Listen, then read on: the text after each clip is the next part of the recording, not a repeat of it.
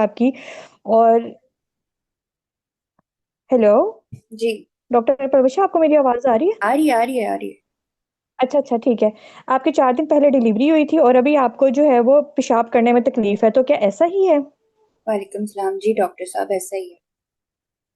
ठीक है। परविशा, इस सिलसिले में मैं आपसे चंद सवालात करूंगी और फिर मैं आपका मुआयना करके आपको बेहतरीन लाहेमल तैयार करके दूंगी। आप मुझे अपने थोड़े से मसले की वजाहत कर सकती हो?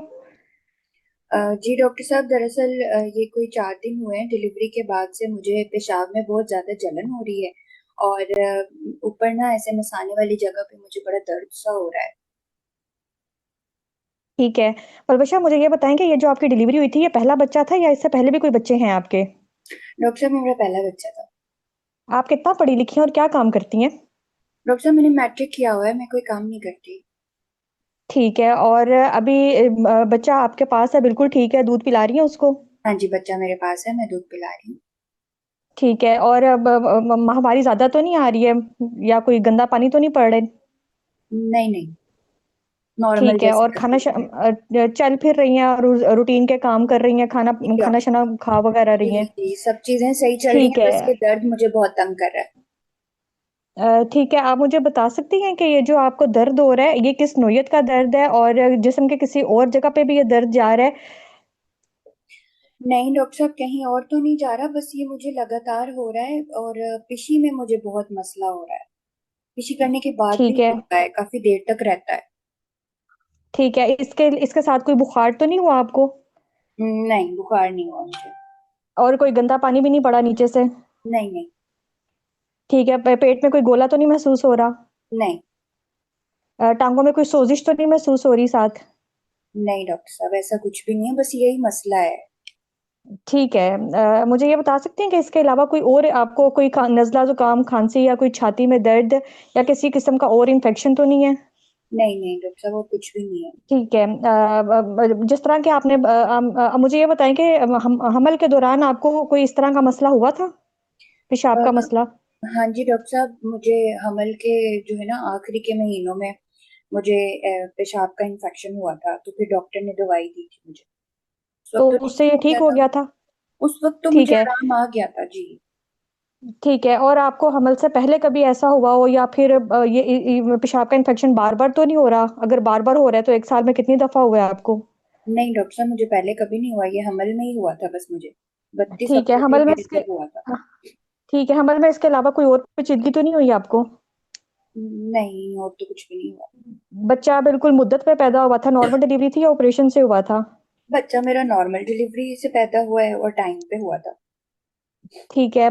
मुझे ये बता सकती हैं कि आपको खानदान में इसके अलावा आपको कोई और बीमारी जिसका इलाज करी हो या कोई और ऑपरेशन हुआ हो कभी आपका? नहीं डॉक्टर साहब, कोई ऑपरेशन नहीं हुआ। किसी दवाई से एलर्जी वगैरह तो नहीं है? और जाती नौयत का सवाल पूछूंगी, सिगरेट नोशी वगैरह तो नहीं करती हैं? नहीं नहीं। ठीक है। घर में सब ठीक ठाक है? स्पोर्ट कोई जहनी तनाव तो नहीं है आपको इस टाइम? नहीं डॉक्टर साहब, ऐसा कुछ नहीं। ठीक ठीक है। अब जो है ना, मैं आपका नर्स की मौजूदगी में मुआयना करूंगी। Doctor Palwasha, I am done with my history, now I need the examination findings in which I need the vitals and the BMI of the patient, vitals and sub vitals, blood pressure, respiratory rate, temperature, and the BMI of the patient, the general physical examination to look for the pallid, jaundice, lymph node, and the thyroid palpable or not, breast and chest examination, and then the per abdominal examination. Firstly, I will inspect, and then I will do the superficial palpation for any tenderness and the deep palpation for any visceromegaly, and to look for the uterine size. And then I will check for the local examination for to look for the lochia color and if there is any discharge or not. And I will also look for the leg swelling and the pedal edema. Is there okay. any positive findings in her BMI examination? Her BMI is 25। She is vitally stable, her sub vitals are normal. Systemic examination is normal. Per abdominal examination is normal. There is no any tenderness, no any mass.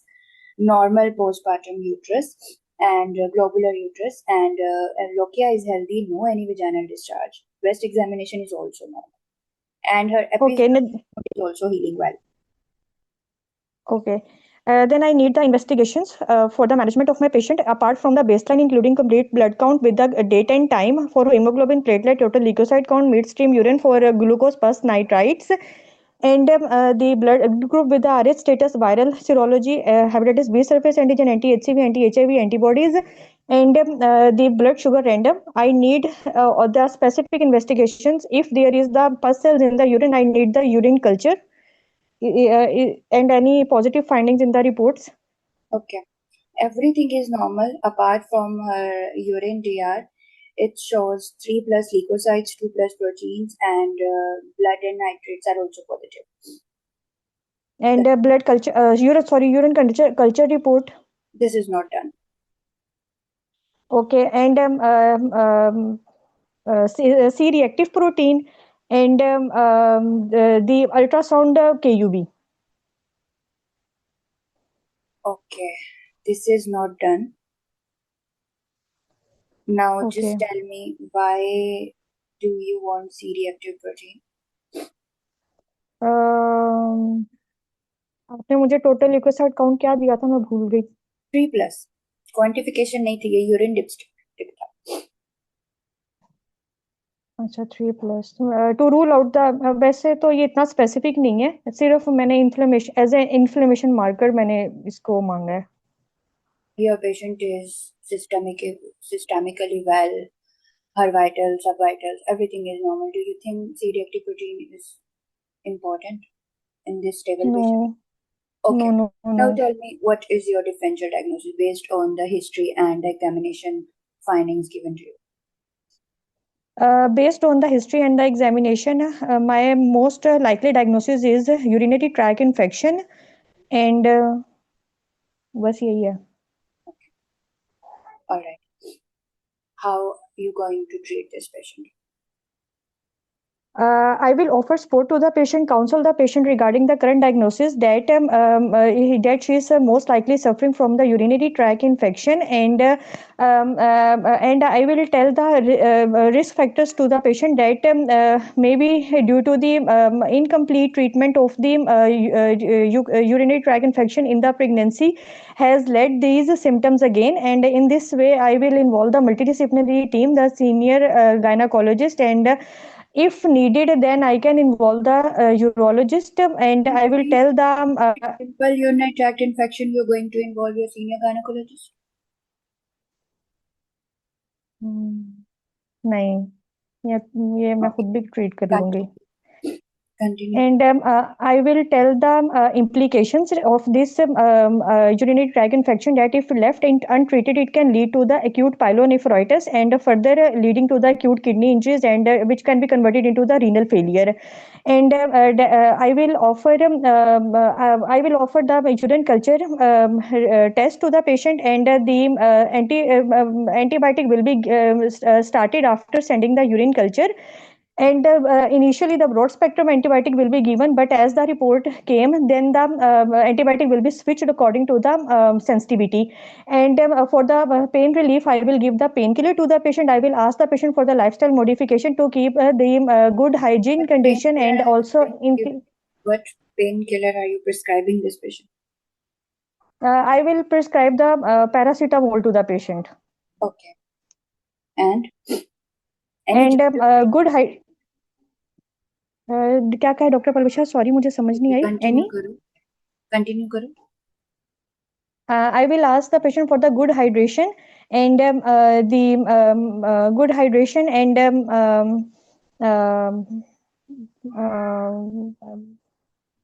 बस यही है.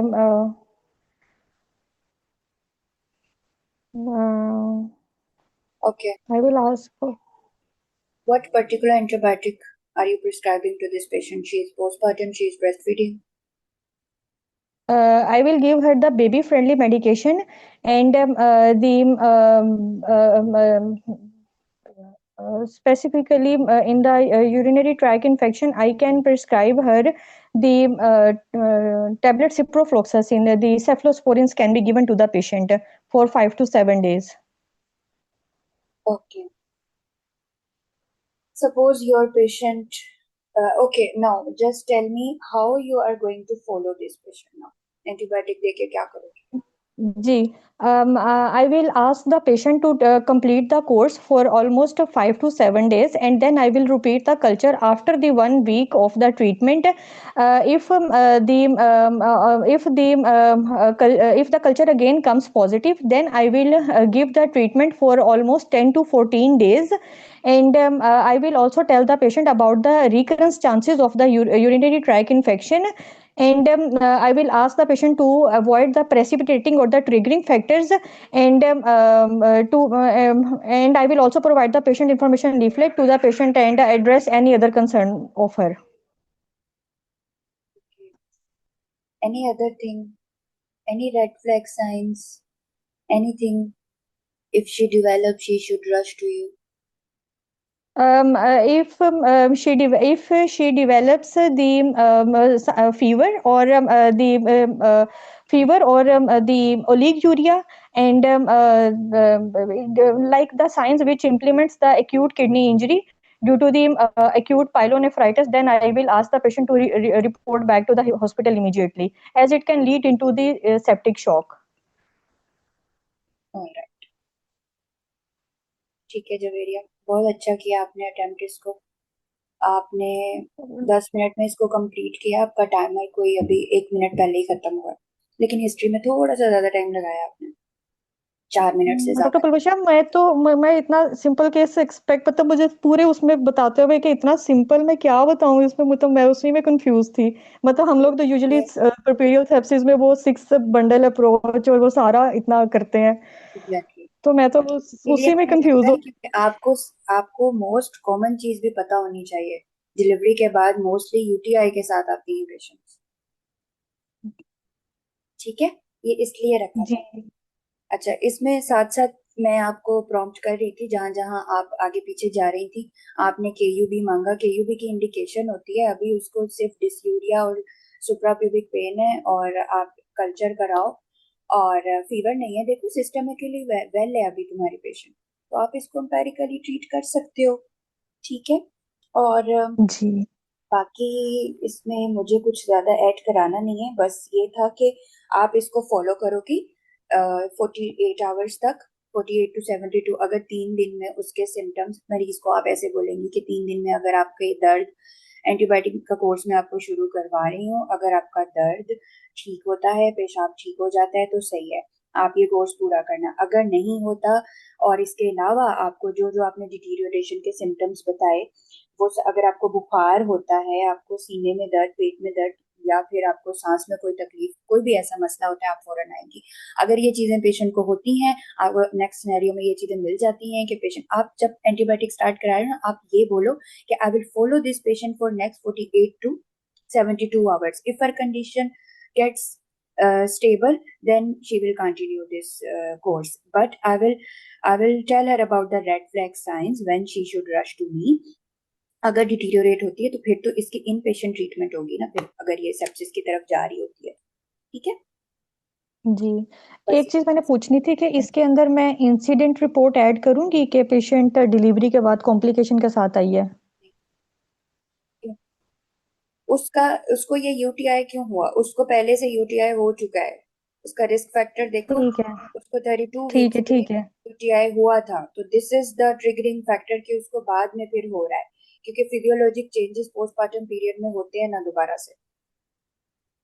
ठीक है। ठीक है। और वैसे भी this is the most common thing जो हम सोचते हैं जब पेशेंट डिलीवरी के बाद आती है हमारे पास, नॉर्मल डिलीवरी। और इसको एपिडियोटमी भी थी इसको।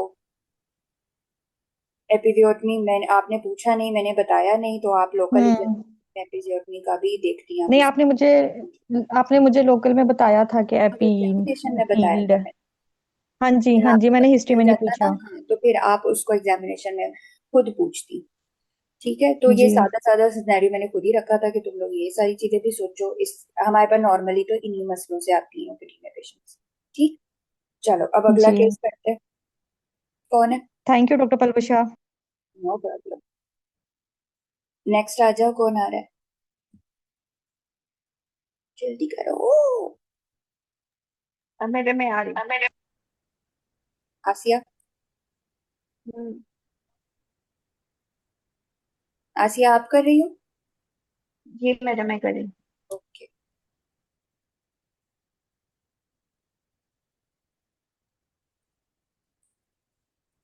यार ये, हाँ ठीक है, आ गया।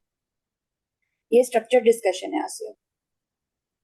सिनेरियो पढ़ो। 40 जी 42-year-old lady with a BMI of 43, और जो है 43, Mrs be brought in the ambulance Has been brought. has been brought in the ambulance, and she has had section in the labor for the failure to progress uh, at 8 cm, and following the rupture of the membranes of more Asiya, than, आप exam में ऐसे पढ़ोगे? No इतना madam, slow? 48 hours. Doctor madam Asiya मैं उसको साथ में zoom लिख, कर लें। हाँ सॉरी एक मैडम। मिनट, एक मिनट, एक मैडम मिनट, एक्स्ट्रा जूम हो गया, रुको। असल में हाँ, ये इतना मोटा मोटा लिखा हुआ लेकिन डबल डबल हो रहा है मैडम। मैडम ये चलो ना मैं पढ़ डबल देती डबल हो रहा है, मोटा लिखा हुआ लेकिन मैं डबल हो पढ़ रहा है। देती हूँ, मैं पढ़ देती हूँ। A 42-year-old lady with a हाँ अब सही BMI of नजर आ रहा है। 43 has been brought. मैडम मैं ही पढ़ूंगी, मैडम मुझे, Okay, मैडम मुझे करना है ना। पढ़ो पढ़ो पढ़ो।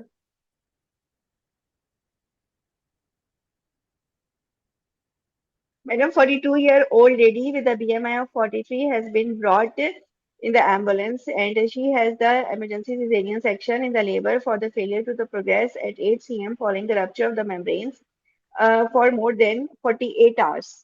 Or 48 hours, and जो है, she is conscious and oriented, and but uh, withdrawal, quiet and withdrawn, and her observations are 90/60, temperature is 34, temperature is 38, and madam, on examination the cesarean section wound looks infected with the pus evident on the pressure of the wound. The lochia is normal, and your examination will be asking the series of questions. Madam, give me few seconds to write the positive findings.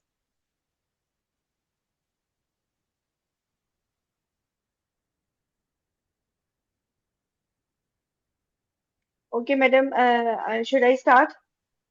Okay, so what is your preliminary diagnosis based on this scenario?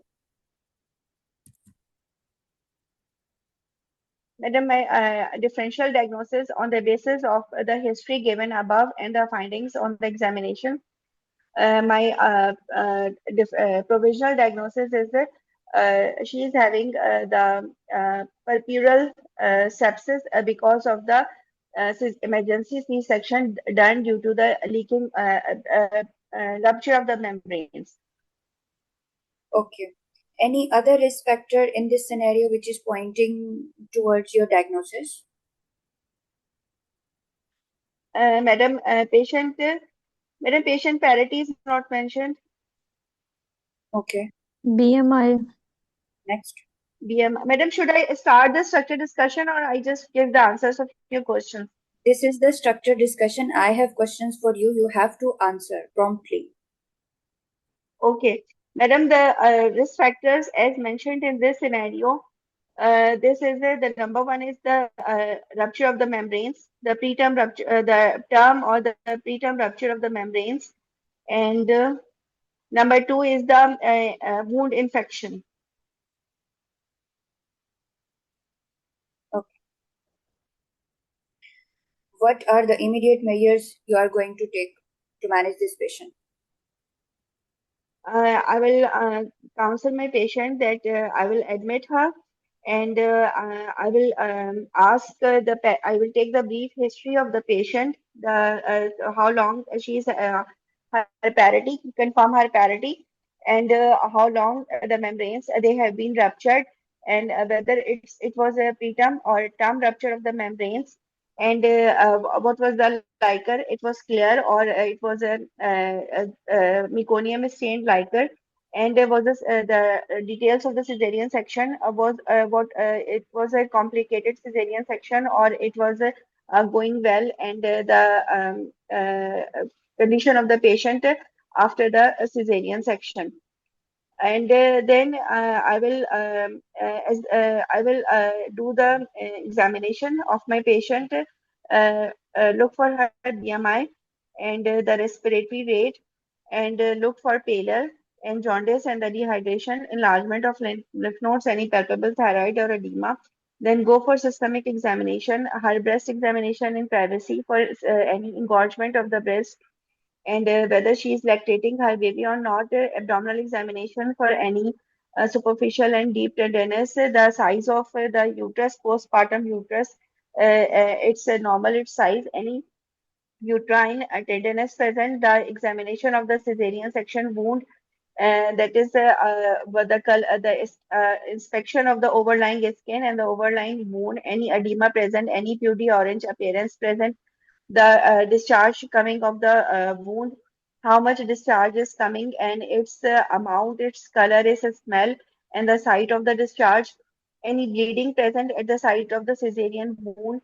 Then, with the due permission, I will do the speculum examination of the patient to see the color of lochia, the amount of lochia, whether any bleeding present, and it's normal, and the lochia, whether it's healthy, if any vaginal discharge present, the color of discharge, any smell of the discharge, and the amount of the discharge, any then do gentle, if the patient is not tender, I will do the gentle bimanual uterine examination of the uterus also to see the mobility, tenderness, and the adnexal, any findings in the adnexa. Then I will do the examination of the legs to see any signs of the DVT. Then, madam, should I proceed for investigations? All right, go on. I wanted her complete blood analysis with a TLC count, hemoglobin level, and a platelet count. Asya, I asked you what immediate measures you are going to take in this patient. Madam, I will admit my patient. I will admit my patient. I will complete her investigations. I will counsel her that she is having the purpura infection, and this is most likely because of the wound infection she is having, or she might be having the endometritis, underlying endometritis. I will complete her labs. I will send her blood culture, the urine, complete her workup. And madam, I need a series of the labs of the patient to complete my workup, which labs they have done or which have not been done. And then I will start according to the labs done and the findings of the labs. I will immediately start the broad spectrum antibiotics. I will send the culture of the wound, and I will send the HVS, and also HVS of the patient also, and the wound swab and the wound culture also. And I will start the broad spectrum antibiotics, and I will What particular do antibiotic the would you commence to this patient? initially, without having the report of the culture, I will start the third generation cephalosporins, broad spectrum third generation cephalosporins, and according to the BMI of the patient and the metronidazole. And if the wound swab is wound, in fact, if the secretions from the wound they are very unhealthy and smelly, then I can also start the gentamicin also simultaneously. Triple regime. I will follow the triple regime. Okay. And how will you monitor your patient? I will first complete her workup and look for the antibiotic response, and maintain her vitals, keep her admitted, and temperature monitoring, the BP monitoring. I will catheterize my patient for output monitoring, and I'll send the urine CS, pus CS from the wound, and HVS, and the blood CS. And then see the response in 48 to 72 hours. As my patient is febrile, and she's blood pressure is low, and I will hydrate her, and as if her temperature settles and BP improves, and output is adequate, and no sign of fever, then I will wait for the culture reports and continue the same antibiotics. After the 3 days, when after the culture report, I will shift over the antibiotic according to the culture and the sensitivity of the report, according to the culture and the sensitivity, and continue the antibiotic. I keep my patient admitted for at least 3 days. If my patient is symptom free, then after 3 to 5 days, I can shift my patient over the oral antibiotic with the same sensitivity, and I can send her home and continue the antibiotics at least for 10 to 14 days, depending upon the result, depending upon the symptoms of the patient. As far as the wound infection is concerned, I will do the wound debridement, and if any foreign body present or pus present, I will clean that, and I will do the wound dressing BD along with the antibiotic given, and look for the recovery, or look for the epithelialization of the wound also. And if my patient is lactating, I will do her breastfeeding counseling. So there should be no breast engorgement, and advise her mobilization, hydration, and she is having the cesarean section due to the leaking, and I will also give the prophylactic low molecular weight heparin for at least 10 days to this patient, and then follow up on the OPD basis if she remains settled after 14 days. And if my patient is symptom free, I can discharge, I can reassure her with the red flag signs, if any red flag signs in the future. She is having any fever, increased fever, or pain, or urinary retention, or pain in the legs, or in the lower pubic region, she can come back to the hospital. And if the things remain settled, then she can have the culture repeated after 1 to 2 weeks. And if it's negative, then she can be reassured. All right. Is there any neonatal issues which you would like to be addressed? Yes, as far as the neonate is concerned, I will inquire with the initial review of the neonate. It has been done properly by the neonatologist or not, and if it to see any signs of the infection in the neonate, like because the patient is having the leaking history of the leaking, then neonate should also be screened for having the group B streptococcal infection. And if leaking is prolonged more than 6 hours, as the patient has having more than 48 hours leaking, so a neonate should also be given the prophylactic antibiotic against the group B streptococcus, and watch for initial 12 to 48 hours for the Your patient had rupture of membranes for more than 48 hours. So do you think there are Madam different neonate should bugs, be or would you give the prophylaxis? Madam neonate should be given the new group B streptococcus prophylaxis, and should be washed for the sign of meningitis or encephalitis or any respiratory distress for initial 48 to 72 hours. And if the neonate is then the settled, so the neonate can be discharged and can be discharged back and can be reassured, but initially should be monitored for initial 48 to 72 hours for the signs of the GBS infection. Okay Aasia, 10 minute में आपने complete कर लिया. आपको knowledge सारी है, आपने हर चीज बताई है, लेकिन जो आपको जिस तरीके से प्रॉम्प्ट किया गया था ना, उसको समझना. आप हम सबसे पहले स्टार्ट हुए डायग्नोसिस से. आपने बता दी, मैंने रिस्क फैक्टर्स पूछे, आपने बता दिया. ठीक है, prolong rupture of membranes and her BMI is 43. ठीक है, उसके बाद फिर अब आ जाओ आपके इमीडिएट मेजर्स. जब आप मुझे बता रही डॉक्टर परवशा, एज, एक मिनट, डॉक्टर परवशा, एज भी तो होगा रिस्क फैक्टर. एज भी उसकी एडवांस एज है. अभी मुझे बोलने देना, फिर ना मैं भूल जाऊंगी. तुम लोगों को पता है मेरा, मैं कितनी गंजी हूँ. बाद में फिर एड ऑन करना. अब देखो, उसके बाद अब आ जाओ. मैंने आपसे पूछा what are immediate measures that you would take when you are telling me that this patient has puerperal sepsis. Then what do you think? What comes in your mind by the word immediate measures, Asia? Immediate measures. Do you think the patient who is oriented but withdrawn with hypotension, is going to give you the history at the same time. Madam, immediate sentence should be that my patient should be admitted. Plus, Plus, I should, my patient should be Sepsis 6. admitted, एक or minute बोलो, नहीं please उसको जवाब देने दो, बोलो yes, Asif. madam, sepsis 6. Yes, madam, sepsis 6, IV line, catheterization, I LDH will level. initiate the sepsis 6 bundle, madam. My patient has Hmm. puerperal sepsis. My first and foremost action would be admit her and initiate sepsis 6 bundle. This was supposed to be your answer. मैंने 2 बार सवाल किया था, दोबारा किया था, ठीक है. जी madam, और उस वक्त मेरे ध्यान में क्लिक ही नहीं की ये बात ना, मैं जो था वो बिल्कुल दिमाग में नहीं क्लिक कर पाई ये आप जो बात. हिस्ट्री ले रहे हो ना, that detail is very much important but secondary in this patient.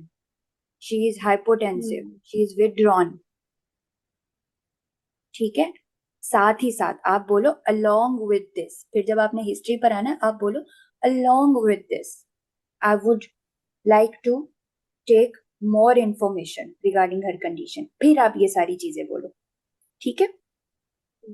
तो ये था प्रॉम्प्ट. इस सवाल का मतलब ही ये था, ये मुझे बताना था. फिर आप सेप्सिस 6 बंडल को 6 चीजें वो जो हैं वो आप एग्जैक्टली वैसे ही बोलो. I will obtain the blood culture. आपने इसको फ्लूइड नहीं लगाया. 90-60. मैडम, हाँ मैडम, मैं बताऊँ मैडम, sepsis में I will maintain IV line of my patient. I will send her cultures and make arrangement for the blood. I will start broad spectrum antibiotics. I will catheterize my patient and maintain her output. I will send her serum lactate level and मैंने 5 तो हो गए, 6. और I will maintain her, I will keep her hydrated and maintain high flow oxygen, so to keep the oxygen saturation above 99. ठीक है.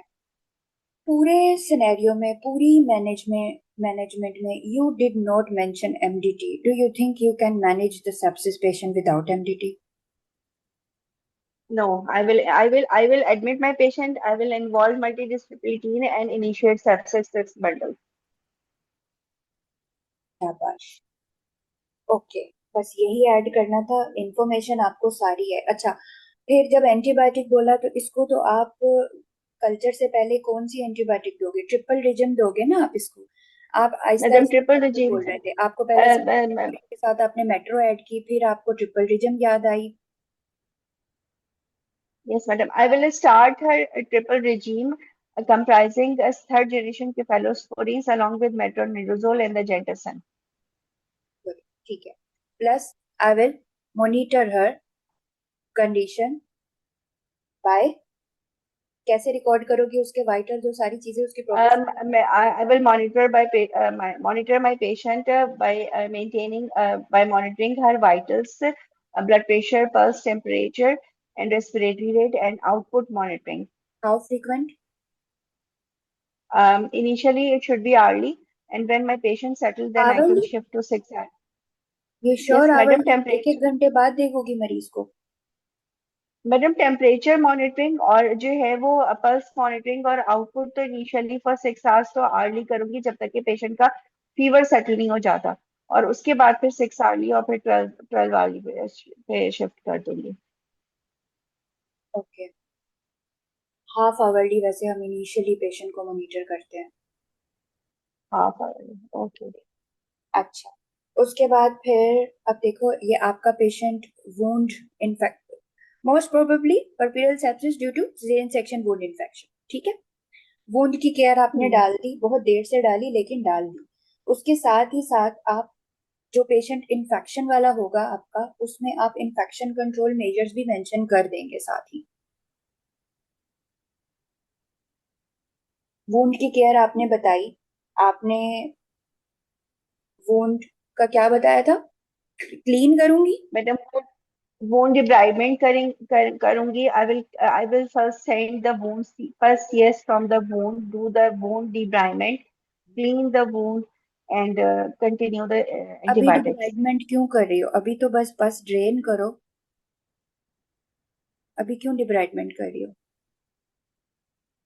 और madam अभी मैंने इसमें वूंड में उसने मुझे सिर्फ ये इसमें सिनेरियो में दिया है कि जो है ना वो उसका पस एविडेंट है on the pressure of the wound. On the तो प्रेशर ना, उसको मैं, तो ग्रॉस हाँ नहीं। प्रेशर तो मैं, हाँ तो मैं उसका सीएस भेजूंगी और फिर उसको एक एक जर्नल जो है वो वूंड की मैं सर्वे करूंगी, उसका inspection overlying skin, any purity orange surface present and any tenderness present over the wound. और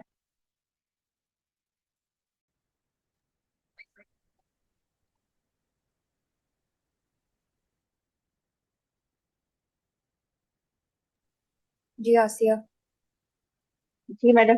madam I will send the wound culture and while भेज दिया, भेज दिया आपने, कल्चर भेज दिया, वुंड इंस्पेक्ट कर दिया, फिर क्या करोगी? मैडम वुंड इंस्पेक्ट कर दिया, अब डिपेंड करते हैं फाइंडिंग्स के ऊपर।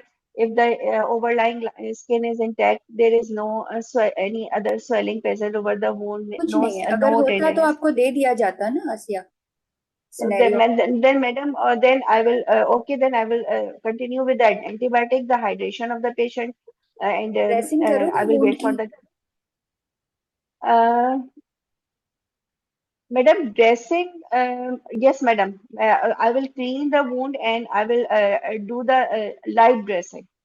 उसको कवर करूंगी, dry waterproof dressing dressing, करूंगी, हाँ जी, waterproof dry dressing dressing करूंगी। करेंगी आप। बस यही बुलवाना चाह रही थी मैं आपसे। ओके, उसके बाद न्यूनेटल इश्यूज मैंने पूछे, वो आपने बिल्कुल बहुत अच्छे तरीके से सारा बता दिया। आपने बता दिया क्योंकि मदर की, अच्छा वो आप बोल रही थी कि अगर उसके प्रॉम जो है वो ज्यादा देर तक, आपको सिनेरियो में साफ साफ लिखा हुआ था कि 48 आवर्स है, तो ये देखना है आपने। इफ एंड बट्स जब हम स्ट्रक्चर में करते हैं ना, वो आप देखा करो सिनेरियो में क्या फाइंडिंग दी है, फिर ज्यादा इफ एंड बट्स नहीं होते हैं। आपको सीधा सीधा दिया हुआ था कि 48 आवर्स से ज्यादा उसकी रप्चर ऑफ मेम्ब्रेन 48 आवर्स से ज्यादा जो बच्चा उसकी इज लीकिंग है, एट तो रिस्क। और हाँ जी। मैडम इसमें, अच्छा मैडम इसमें मैं जो एंटीबायोटिक्स मैंने बोली हैं, तो उसमें तो खैर थर्ड जनरेशन कवर करती है गुब्बी स्ट्रेप्टोकोकस को, लेकिन इसमें मैं बेंजाइल पेनिसिलिन भी शुरू करा सकती थी ना पेशेंट की। बेंजाइल पेनिसिलिन क्यों? मैडम क्योंकि उसकी लीकिंग 48 आवर्स से ज्यादा है, तो हम उसको ग्रुप बी स्ट्रेप्टोकोकस का कवर नहीं देंगे। वो पहले देते हो बाद में देते हो डिलीवरी से? उसका मकसद क्या होता है पेनिसिलिन देने का? इंट्रापार्टम, इंट्रापार्टम जो है ना वो तो बेबी के ट्रांसमिशन को, लिए जब ना, हाँ बच्चे में क्या इंट्रापार्टम होता है, बेबी इन्फेक्शन है, बच्चा बेबी को पैदा हो गया है। इंट्रापार्टम ट्रांस, हम्म। हाँ। अब आप बच्चे को पीडियाट्रिशियन से रिव्यू कराएंगे, ठीक है, बच्चा मॉनिटर होगा और बच्चे को प्रोफाइलैक्सिस दे दी जाएगी अब, क्योंकि 48 आवर्स का एक्सपोजर है उसका रप्चर ऑफ मेम्ब्रेन से, ठीक है। हाँ सही एंड है, प्लस ठीक है। अम्बिलाइकल जो उसका एरिया होता है ना, उसको हमने एग्जामिन करना होता है, उसको क्लीन करना होता है, उसको इन्फेक्शन फ्री रखना होता है, ये भी इंपॉर्टेंट है इसमें, ये मत भूलना, हम्म। ठीक है। तो इस सिनेरियो का मकसद ये था कि आपको जब प्रॉम्प्ट किया जाता है तो फिर आप कैसे, सेप्सिस जब आपकी डायग्नोसिस बन गई, with in diagnosis 1 hour of diagnosis आपने सेप्सिस बंडल इनिशिएट करना है ना, तो this was the main thing जो इस सिनेरियो की रिक्वायरमेंट थी पहले सवाल की, ठीक है आसिया? तो मैडम, नहीं मैडम बहुत अच्छा सिनेरियो था, मेरा दिमाग एकदम खुल गया है, मैं मतलब बहुत अच्छी तरह से, वेरी और अच्छी भी बात सेप्सिस है, अच्छी पढ़ना बात। जरूरी है। ओके। थैंक यू अच्छा, मैडम। अब नो प्रॉब्लम, अब अगला बंदा आ जाए जल्दी से, दो और सिनेरियो है मेरे पास इस मीटिंग में, हम जल्दी से वो भी कवर कर लें। कौन है आगे? डॉक्टर पलवशा, मुझे एंटीबायोटिक थोड़ी सी क्लियर कर दें कि हम लोग जब भी पेशेंट सेप्सिस के साथ आएगा तो कौन सी एंटीबायोटिक देंगे? यूजुअली तो हम लोग ये नहीं कहते कि वो टेंजो मतलब हाँ पिप्रासिलिन और टेंजोबेक्टम ज्यादा होती है हाँ, सेप्सिस के उसके लिए। साथ मेट्रोनिडाजोल हो जाती है। मेट्रोनिडाजोल, हाँ हाँ, जी, क्योंकि और ये लोग, साथ कोई ये भी। जो है ना टेंजो, ये उसको एनारोब्स को कवर नहीं करते, वो फिर उसको कवर करने के लिए हमें मेट्रो चाहिए होती है। जी, तो एक और हम वो चीज, बोलेंगे ये। दोनों हाँ जी। बोलोगे ना? जी। दोनों बोलोगे? अच्छा, नहीं, मैं एक और, सेफलोस्पोरिन्स का पूछ रही हूँ क्योंकि यूजुअली तो सेफलोस्पोरिन्स रेजिस्टेंट होते हैं ये। वो रेजिस्टेंट होते हैं बिल्कुल, हम सेफ्लो से, सेप्सिस में सेफ्लो इनिशियली नहीं कुछ करेगी, आपको ब्रॉड स्पेक्ट्रम हम्म। से स्टार्ट करना है, ठीक है आसिया, ये मैं भूल गई हम्म। आपको करेक्ट करना। और डॉक्टर क्या पलवशा, मैडम, अगर मैंने सी सुना नहीं मैडम, क्या क्या सी कहा है आपने, सेक्शन। सुना? आसिया, आपने पहले सेफ्रो से शुरू किया था ना, बाद में फिर आपने खुद को खुद ही करेक्ट कर लिया था, कि मैं ट्रिपल रिजम स्टार्ट करवाऊंगी सेप्सिस में, ठीक है? हाँ मैडम जी। और उसमें ना डॉक्टर मैंने पलवैशा जो अगर मैडम मैडम मैंने जो सॉरी जवेरिया, मैडम मैंने जो पढ़ा था ना, तो जो मैंने लास्ट टाइम अपना दिया था, तो जो उसमें मैंने नोट्स बनाए थे, जो मैंने कोर्स अटेंड किया था, उन्होंने मुझे दो रेजीम्स बताए थे। उन्होंने कहा था या तो जो है वो सेफ्ट्रैक्सोन और मेट्रोनिडाजोल और जेंटासिन, या फिर टेजोबैक्टम, पाइपरासिलिन और क्लिंडामाइसिन, ये कॉम्बिनेशन हैं। ट्रिपल रिजम, हाँ। अब आप अगर वो टेबल में अभी इस वक्त शेयर नहीं कर सकती, जो गाइडलाइन में लास्ट में एक टेबल है ना, आपने उसकी वो देखनी है कि अब मैं एग्जैक्ट जो है ना मेरे पास इस वक्त है नहीं, कि ग्राम नेगेटिव ग्राम पॉजिटिव को कौन कवर कर रहा है। जो अब ये हमारी जो ब्रॉड स्पेक्ट्रम है, टिंजा और पिपरा, ये ब्रॉड स्पेक्ट्रम है, ये मैक्स मैक्स को कवर कर लेती है। फिर एनारोब कवर करने के लिए हम मेट्रो ऐड कर देते हैं, है ना?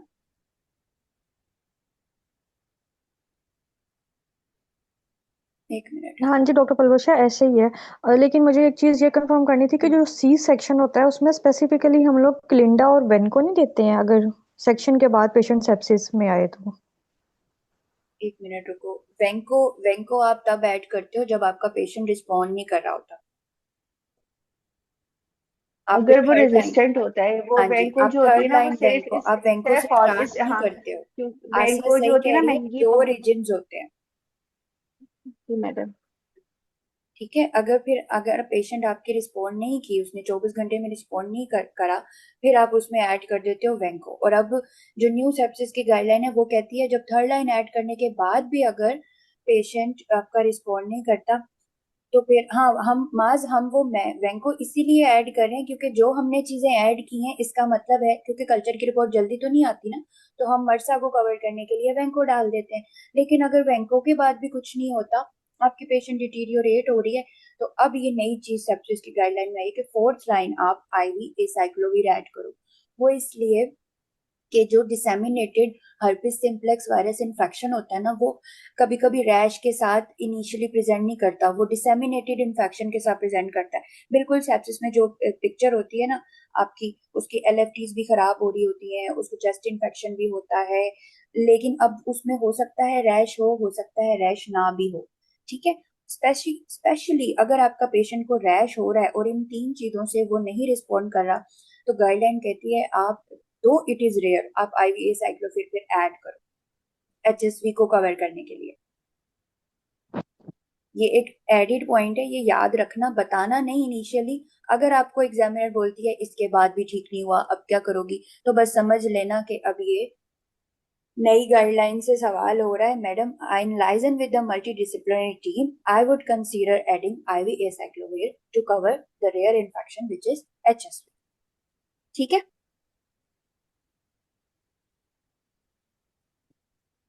ये पॉइंट समझ आ गया?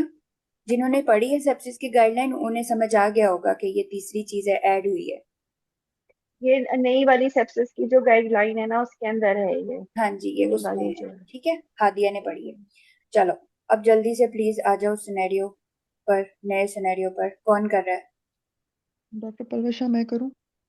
ओके फैजा, थोड़ा सा ऊंचा बोलना प्लीज। जी जी जी जी। एक मिनट रुको, मैं शेयर करती हूँ।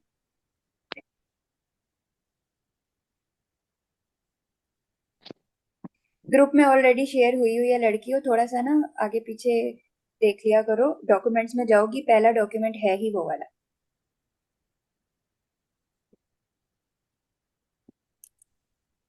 Case number 3। केस नंबर 4 बड़ा इंपॉर्टेंट है, उसके लिए भी कोई अपने आप को तैयार करके रखे। 42-year-old, BMI ये है 43. केस 3, ये है चंदा, पहले वाला हो गया 42 ईयर्स ओल्ड वाला। जी। 30-year-old, para 2, delivered alive baby at home 10 days back, and after delivery she developed fever, abdominal pain, distension, diarrhea, vomiting. ठीक है. On examination, BP was 90/60, pulse 110, urine output and cold peripheries. Abdomen is distended, tender with absent absent bowel bowel sounds, sounds. ठीक है, समझ आ गया? Scenario दोबारा एक बार पढ़ लो हम्म, अच्छे से, फाइंडिंग्स 30 उसकी year देख old low. Ji 30 delivery 30-year-old para 2 delivered an alive baby at home 10 days back. After delivery, she developed fever, abdominal pain, distension, diarrhea, and vomiting. On examination, her blood pressure was 90/60, pulse 110, urine output and cold paraphrase. Urine output decreased basically. ठीक है, and cold paraphrase. Abdomen is distended, tender with absent bowel sounds. ठीक है Pfizer? जी अब ये structure discussion है। I am going to ask few questions. वो questions ऐसे होंगे कि जनरल आप सारी हिस्ट्री और सारी चीजें बताओगी, जो जो आप इस स्नैरियो की फाइंडिंग की बेसिस पे सस्पेक्ट कर रही हो, रेलिवेंट आप सारी चीजें बताती जाओगी। ठीक है, कोई फाइंडिंग नहीं मिलेंगी आपको। ठीक है। Okay, so Faiza, what would you like to inquire in history in this patient?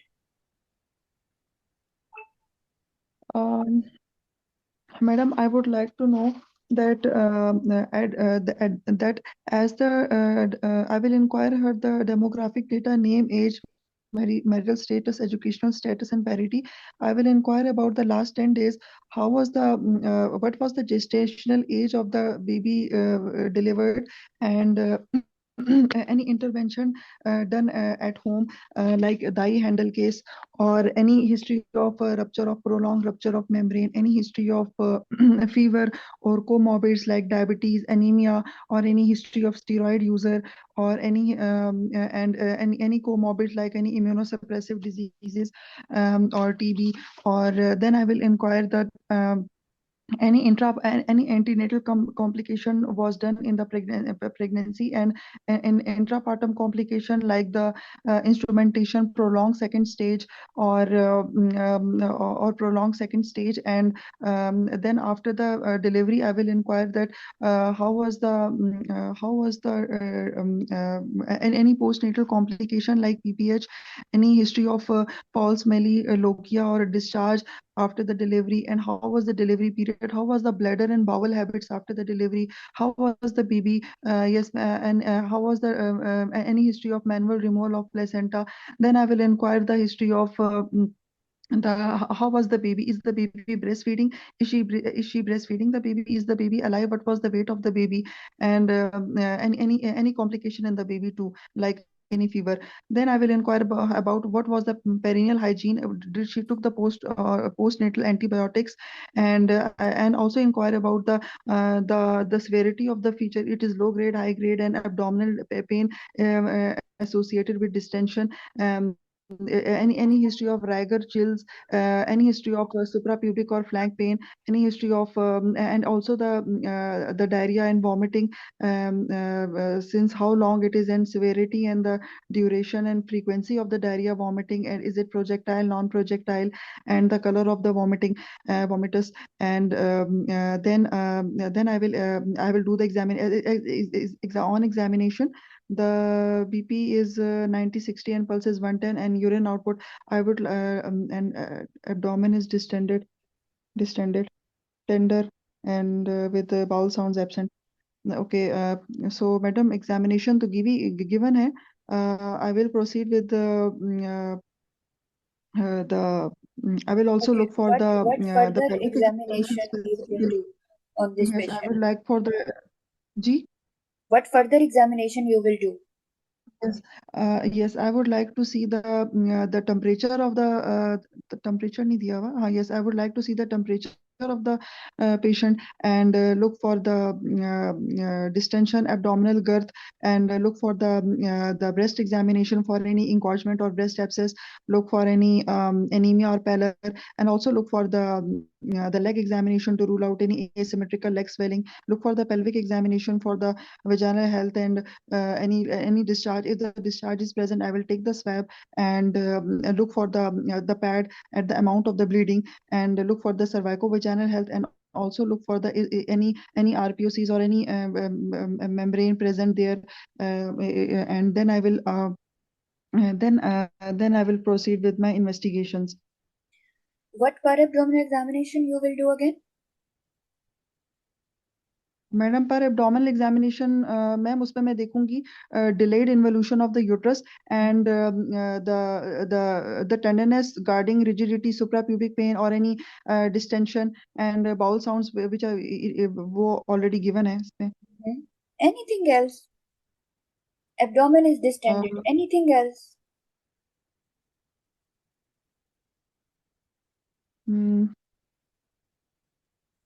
चलो आगे चलो. याद नहीं आ रहा.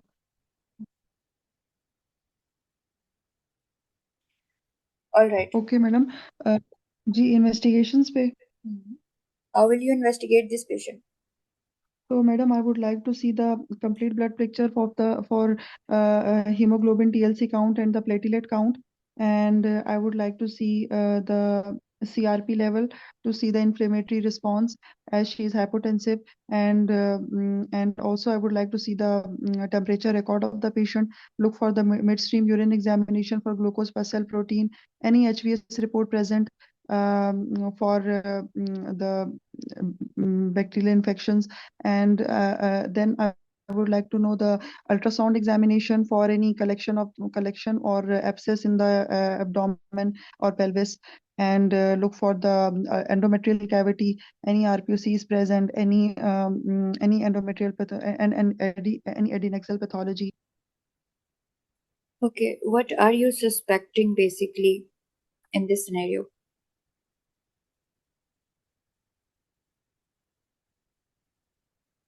Faiza? जी madam, I am suspecting madam sepsis, peripheral sepsis, and Due to? due to the pelvic abscess. Okay.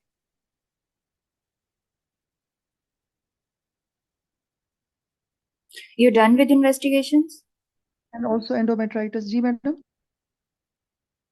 You done with investigations?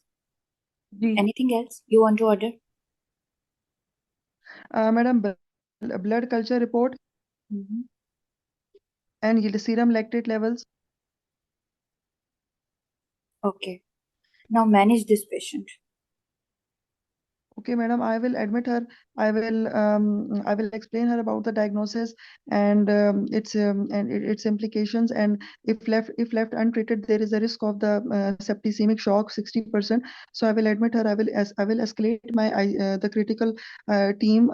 ICU team, including the ICU specialist and infection control team, and I will attach the oxygen 100% and give the IV fluid crystalloids at 30 ml per kg per hour, and also catheterize her and monitor the input and output monitoring,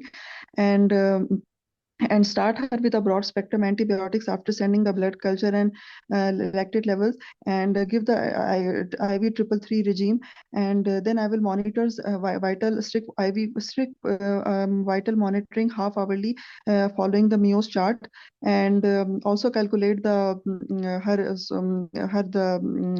the SOFA score, including the respiratory rate, the GCS, and the blood pressure. And then I will if the I will my aim is to maintain the mean arterial pressure more than 65 mmHg. If she is still hypotensive, then I will give the I will consider giving the vasopressor in liaison with ICU specialist, and till the blood cultures and reports are available, and till the blood cultures and reports are available, if still is hypoperfusion and the serum lactate is more than 4, then I will consider the central venous pressure of more than 8 mmHg, and I will and once after resuscitation, I will consider treat her according to the cause, according to the investigation. If it is an RPOCs, then I will plan the if there are RPOCs, then I will plan the evacuation. If there are any collection or pus, then I will plan the drainage, laparoscopic drainage of the pus, followed by the broad and followed with the antibiotics, and or we can also drain the pus vaginally too, and also give the and also do the MRSA screening, bedside screening, or if positive, then I will also isolate the patient and give the postnatal, then and keep her on strict keep her on the strict monitoring till the blood culture reports are available. And then I will debrief the patient, and I will debrief the attendants and do the incident report and risk management. Sorry, incident report नहीं करूंगी। गलती से निकल गया मुझसे, ये तो home पे डिलीवर हुई है। ठीक ठीक है, कर लिया मैनेज, डन। है मैम, मुझे लगता है कि मैं कोई डायग्नोसिस मिस कर रही हूँ, मुझे अभी भी कंफ्यूज हूँ, मैंने अपना डायग्नोसिस शायद गलत बनाया है। नहीं फायजा, कुछ गलत नहीं बनाया, ये एक जनरल सिनेरियो था, इस पे पूरा जनरल जो है आपका वाइवा हो रहा था। आप हिस्ट्री पर्टिकुलरली क्या क्या पूछोगे, आप क्या क्या सस्पेक्ट करके क्या क्या ऑर्डर करोगे, एंड देन आप कैसे कैसे इसको मैनेज करोगे। जनरल मैनेजमेंट में सबसे पहले मैंने पेशेंट को स्टेबल करना है, वो आपने स्टेबल किया। You involved MDT, you started the sepsis bundle, you calculated her SOFA score, you monitored her, and then in the end you managed her by every cause कि अगर RPOCs हुए तो मैं ये करूंगी, फिर मैं ये करूंगी। बिल्कुल सही, ये जनरल वाइवा था सारा, इस पे जनरल सारे सवाल थे और जनरली आपको जवाब देने थे। You did very well. बस एब्डोमेन एग्जामिनेशन का जो मैं पूछ रही थी, लेकिन देखो डॉक्टर पलवशा, डिस्टेंडेड मैं ये है। सोच रही थी। एक मिनट, कौन बोल रहा है? जी जी, हाँ हाँ, बोले बोले। Abdomen distended tender with absent bowel sounds, आप असाइटिस नहीं देखोगे, एब्डोमेन डिस्टेंडेड है क्यों? मैं डॉक्टर पलवाशा ये सोच रही हूँ कि मतलब एसआईटीज यहाँ पे कैसे आ सकती है, तो मैं मेरे दिमाग में था, लेकिन अल्फाज मुंह पे नहीं चढ़ रहे थे मेरे, कि मैं क्यों गलत नहीं आ बोल रही हूँ सकती? शायद। पेल्विक कलेक्शन है अगर, तो फ्लूइड एक्यूमुलेट नहीं हो सकता? हाँ, हो सकता है, लेकिन बस मैं ये सोच एग्जामिनेशन रही तो थी मैं बोलूँ करोगी कि ना, ना बोलूँ।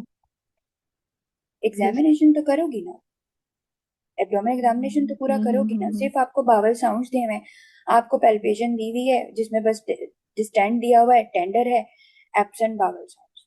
अब डिस्टेंडेड में तुम, हम्म, अगला तो यही, डिस्टेंडेड मिलता है तो हम तो फ्लूइड थ्रिल और वो करते हैं ना, देखने के लिए कि जी फ्लूइड तो जी नहीं है, जी क्यों है डिस्टेंडेड, गैसेस भी हो सकती हैं, लेकिन बावल साउंड्स तो एब्सेंट है हाँ, करना है ना। चाहिए था। एब्डोमेन डिस्टेंडेड के वो जो एफ होते थे, फीटर्स, जी। फ्लूइड। लेकिन डॉक्टर मैडम, इसमें तो मोस्ट लाइकली हम पैरालिटिक इलियस टाइप की पिक्चर सस्पेक्ट कर रहे हैं ना, कि वो बहुत सारी सेप्सिस की चीजें हो वजह से सकती हैं पैरालिटिक। आसिया, इसमें पैरालिटिक इलियस भी हो सकता है, इसमें पेल्विक कलेक्शन भी हो सकती है, इसमें डीडी पेल्विक एब्सिस भी बन सकती है, और पैरालिटिक इलियस भी बन सकती है। एब्डोमेन डिस्टेंड में आप सारी चीजें सोचोगे, जब पेल्विस कलेक्शन हो जाती है उसकी वजह से भी तो बावल साउंड्स एब्सेंट या रिड्यूस्ड मिलते हैं आपको। तो इस ऑब्स्ट्रक्शन, बावल ऑब्स्ट्रक्शन। अगर, हाँ, पेशेंट अगर इसमें की कलेक्शन आपको नहीं मिलती तो फिर आप पैरालिटिक इलियस, फिर आप इसको कंजर्वेटिवली ट्रीट कर सकते थे, लेकिन देखो कलेक्शन है, कुछ तो है ना अंदर जो वो हाइपोटेंसिव हो रही है। आपके जी। पैरालिटिक इलियस में वाइटल्स ड्रॉप होती है ऐसे, यूरिन आउटपुट ड्रॉप होता है? जी। No no no. नहीं होता ना। तो फिर मैडम, ये जो हाइपोटेंसिव हो रही है, तो इसका कॉज कोई ब्लीडिंग भी तो हो सकता है, कोई अंदर एग्जैक्टली, ब्लीडिंग भी तो हो कलेक्शन रही में होगी। कुछ भी हो सकता है, वहां ब्लड भी हो सकता है, वहां एब्सिस भी हो सकती है, कुछ भी हो सकता है। तो इस पेशेंट को हम इनिशियली एनजीओ भी कर देंगे ना, एनजी डाल देंगे ब्रॉड स्पेक्ट्रम के साथ, आप कर सकते हैं, हाँ। जब तक कि इसका पूरा वर्कअप नहीं हो जाता है हमारे वर्कअप पास, नहीं हो जाता, अगर बिल्कुल। डायग्नोसिस कंफर्म नहीं हो जाता उस वक्त तक इसको एनजीओ करके ब्रॉड स्पेक्ट्रम और हाइड्रेशन करें सिर्फ इसको। बिल्कुल, दोनों चीजें साथ चल सकती हैं।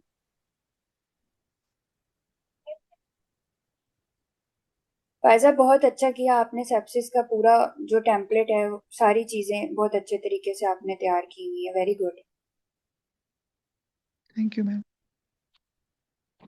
चलो, लास्ट केस जी कौन मैडम, है? एक और चीज पूछनी है जी मैडम, एक फायजा लास्ट पूछिए। चीज पूछनी हाँ जी। है कि मैडम, वो जो जो ट्रिपल रिजीम है ना, वो एक दफा आईएमएम में डॉक्टर हिरा महाजबीन के जो नोट्स मैंने बनाए थे तो उन्होंने लिखा था कि पिपरासिलिन टाजोबेक्टम विद कॉम्बिनेशन, मतलब हमने 3 ड्रग्स देनी है, तो हाँ 3 ड्रग्स जी। में एक हमारे पास आ गई पिपरासिलिन या टाजोबेक्टम, दूसरा आ गया हमारे पास मीरोनेम, और तीसरा आ गया क्लिंडामाइसिन। लेकिन ये जो मीरोनेम है ये हमारी तो लास्ट रिजॉर्ट होती है ना, ये हम अभी से ही दे सकते हैं इस मरीज को, या फिर इसमें हम इसकी जगह आप बता रही थी कि वो हम मेट्रोनिडाजोल हम ऐड कर देंगे इधर? हाँ, 1 मिनट रुको। जो हम लोग वार्ड्स में देते थे ना, हम क्या देते थे? क्लिंडा देते थे, मेट्रो देते थे, और एक और होती थी, वो मुझे याद ही नहीं आ रही, वो ब्रॉड स्पेक्ट्रम होती थी। जेंटा, टेजोबैक्टम, हाँ वो टेजोबैक्टम होती थी। टाजोबेक्टम, ठीक है, ठीक है, ठीक सही है, सही। डॉक्टर पलवशा, जो टेजोबेक्टम है ना, उसी में पिपरासिलिन और वो मतलब इकट्ठा ही आती है वो है, रैश टेंजो डाल के। एक उस मिनट, नाम से। इसका ना हाँ, मैं टेबल लेकिन बना। डॉक्टर पलवशा, गाइडलाइन के अंदर है कि या टेंजो मेरोनम इनमें से एक अलोंग एक, विद द हाँ, क्लिंडा और मेट्रो है। अलोंग विद क्लिंडा एंड मेट्रो, सही कह रही हो। 1 मिनट रुको, दोबारा मैं बताइएगा, गाइडलाइन। दोबारा बताइएगा। जवेरिया, रिपीट करो, मैं निकाल रही हूँ डॉक्टर टेबल डॉक निकाल रही हूँ। हाँ, डॉक्टर फाइजा, जो पिपरासिलिन टेजोबेक्टम होती है ना, वो या फिर मेरोनम, इन दोनों में से एक देनी हम्म, होती है, दोनों इकट्ठी नहीं देते, क्योंकि ये दोनों ग्राम नेगेटिव को हाँ मैं कवर यही कर सोच रही रही होती है। थी। हाँ, तो इन दोनों में से एक हम्म, होती है और इसके साथ क्लिंडा होती है जो ग्राम पॉजिटिव के लिए होती है, और एनारोब्स के लिए मेट्रो होती है। हाँ, सही सही, देखो, ठीक है, थैंक यू। एनारोब्स को आपका, अब मैं बता रही हूँ क्योंकि मैंने टेबल खोला हुआ, मेरा लैपटॉप थोड़ा स्लो है, वरना मैं यहाँ पे ही गाइडलाइन लेकर आ जाती और बता देती। एनारोब के लिए तो हम मेट्रो दे रहे हैं, ठीक है। और ये जो आपकी टेंजो और मीरोपिनम है ना, ये आपके ग्राम नेगेटिव को भी कवर करती है और एनारोब को भी कवर करती है, दोनों को करती है। ये ग्राम नेगेटिव को, सूडोमोनास को भी करती है और इसको भी करती है। तो अगर आप ये नहीं दे रहे हो तो फिर आप मेट्रो डालते हो, समझ रहे हो? ये जो एक टेबल है ना, मैं शेयर कर देती हूँ, इसको देखना। आपको ये पता होना चाहिए कि कौन सी एंटीबायोटिक किस ऑर्गेनिज्म को कवर कर रही है। अगर एक एंटीबायोटिक से हमारे 2 ऑर्गेनिज्म कवर हो रहे हैं तो फिर हमें अलग से मेट्रो देने की जरूरत नहीं है। समझ आ रही है मेरी बात की? हम्म, जैसे अब जो टेंजो और मीरोपिनम है ना, ये आपके ग्रुप ए स्ट्रेप्टोकोकस को भी कवर कर रही है, ठीक है। ये ग्राम पॉजिटिव को भी कवर कर रही है, ये सूडोमोनास को भी कवर कर रही है। इसके साथ आप मर्सा को कवर करने के लिए क्लिंडामाइसिन दोगे, क्योंकि क्लिंडा को तो सिर्फ यही कवर कर रही है, या वेंको कर रही है, सॉरी, मर्सा को क्लिंडा और वेंको कर रही है कवर। ये 2 चीजें कवर कर रही है। जो नॉर्मली हम्म, हम वार्ड में देते हैं वो हम टेंजो देते हैं, साथ में हम क्लिंडा हम्म, देते हैं, और इंडामेक्स, हम मेट्रो देते हैं, ऐसा ही है। अग्री? जी। और सर डॉक्टर पलवश, मेरे ने बहुत महंगी आती है, इसीलिए शायद टेंजो के साथ क्लिंडा मेट्रो का इन्होंने कॉम्बिनेशन हाँ, रखा होता है। नॉर्मली जो हमने हम्म। बचपन से अपने वार्ड्स में देखा है ना, वो ये थी। अब मैं इसका सीक्वेंस आपको बताती हूँ। मेट्रो कवर कर रही है एनारोब्स को, क्लिंडा हमारी हम्म, मर्सा को कर रही है, और जो टेंजो है ना, ये ग्राम पॉजिटिव को कर रही है, और हम्म, सुडोमोनास मैडम को भी कर टेंजो रही के है। अंदर जो है ना, मैडम टेंजो 4.5 ग्राम्स की होती है, उसके अंदर ना सल्बेक्टम और पाइपरसिलिन होता है। जी, सेल्बेक्टम एंड पाइपरा होता है इसमें। पाइपरसिलिन होता है, जो जी, मार्केट में टेंजो के नाम से आ रही है ना, फोर हाँ हाँ पॉइंट हाँ, फाइव ग्राम्स की होती सही है। है।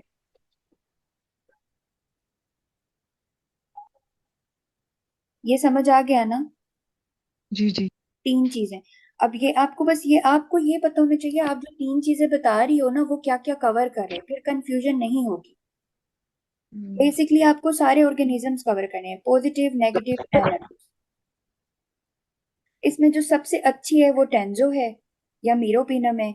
इन दोनों में से कोई आप एक देते हो, और ये इतनी अच्छी है कि ये आपके ग्राम पॉजिटिव को भी कवर कर देगी, नेगेटिव को भी कवर कर देगी। लेकिन फिर आपके एनारोब्स के लिए आप मेट्रो दे देते हो और मर्सा दे देते हो। हम्म। मर्सा के लिए सॉरी, क्लिंडा डॉक्टर दे देते पलवशा, हो। हाँ जी। डॉक्टर पलवशा, मतलब रिसेंटली अभी मेरे फादर को सेप्टिक शॉक हुआ है ना, तो वो आईसीयू में एडमिट होके आए हैं, तो उनको उधर जो मेडिसिन उनको चली है ना, टेंजो चली थी, हम्म, वो साथ ये मॉक्सीफ्लोक्सासिन चलाई थी उन्होंने, लेंजोलिड चलाई थी, और मेट्रो चलाई थी उन्होंने, ये 4 रिजीम चलाई थी। सही। तो 4 रीजन तो इसलिए तो वो चलाई कह थी चंदा कि वो एस्केलेट किया होगा, शुरू में तो नहीं दी होगी चारों, पहले तो उन्होंने दो नहीं नहीं, दी। मतलब नहीं नहीं, मेरे फादर काफी क्रिटिकल कंडीशन में गए थे ना, कि अच्छा, वो डिसोरिएंटेड थे और बहुत ज्यादा अच्छा, सेप्टिक शॉक था। सही। लेकिन आप ये नहीं बताओगे, आप ट्रिपल रिजन से ही स्टार्ट करोगे? और ये एंटीबायोटिक्स हम खुद इनिशियली इतनी जो हैवी हैवी एंटीबायोटिक्स हम खुद नहीं देते। हमारी ट्रिपल रिजम ये होती है, फिर हमारा पेशेंट जब ठीक नहीं होता तो ऑब्वियसली हम आईसीयू और इन्फेक्शन कंट्रोल वाले जो स्पेशलिस्ट होते हैं उनकी लाइसेंस से हम अपने पेशेंट को एस्केलेट करते हैं मजीद और एंटीबायोटिक्स। तो एग्जाम के लिए बस ज्यादा कॉम्प्लिकेट नहीं करो, ये तीन जो रिजिम्स है ना, तीन ड्रग्स का कॉम्बो, बस ये याद रखो। क्यों दे रही हो, फिर ये बताओ कि मैडम फलानी फलानी को कवर करेगी, फलानी को कवर करेगी, फलानी को कवर करेगी। समझ आई? अगर इन तीनों के बाद कुछ नहीं होता तो चौथा फिर आप वेंको ऐड कर देते हैं।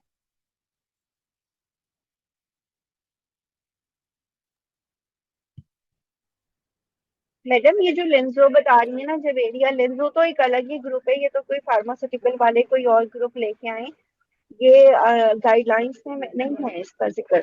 लेंसोलेट नहीं नहीं आसिया, ये मेंशन्ड है जो इसमें एक टेबल दिया हुआ है ना गाइडलाइन में, लेंजोलेट दी हुई है।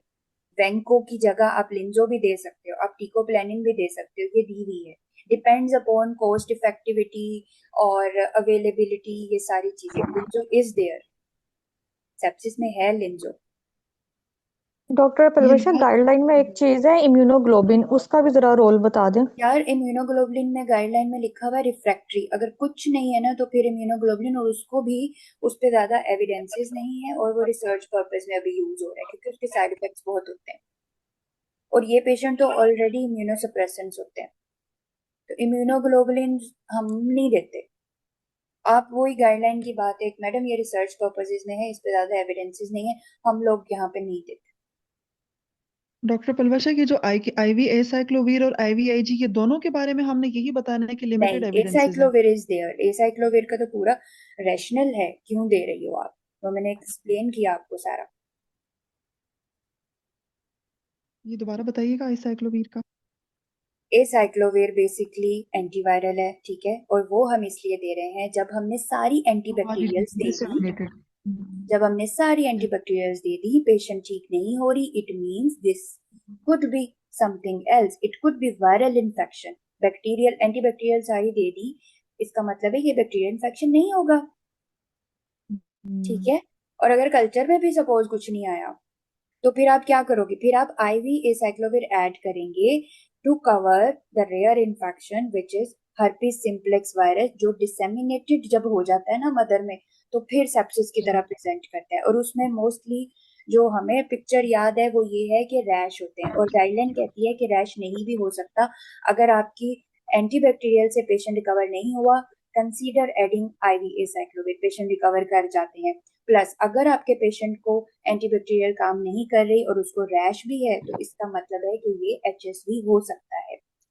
Start the fourth drug IV acyclovir, पढ़ लेना आज गाइडलाइन से ये, जी ठीक है। जी जी ये नई चीज है, नई गाइडलाइन में ये मोस्ट इंपोर्टेंट नई चीज है, ये पता होनी चाहिए आपको, ठीक है। और एग्जाम में खुद से आईवी एसाइक्लोविर ऐसे नहीं बताना, conditionally, if you people are getting prompt, नहीं हो रहा नहीं हो रहा, ये भी ऐड कर दी, ये भी, तुम कीप ऑन एडिंग और वो कह रही हैं कि नहीं ठीक हो रहा, then you will click madam, then IV acyclovir.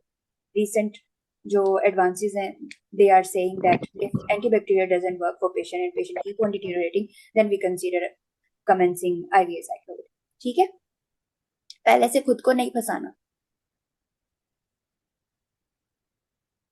फिर वो बोलेंगे तुम एंटीवायरल पे जा रही हो, पहले एंटीबैक्टीरियल तो दे दो उसको अच्छे से। मेरा मैसेज समझ आ गया? जी। चलो, जी अब ये मैडम। चौथा केस है, ये तो बड़ा था, लेकिन चलो स्टार्ट करते हैं। कौन है अब, कौन रह गया है?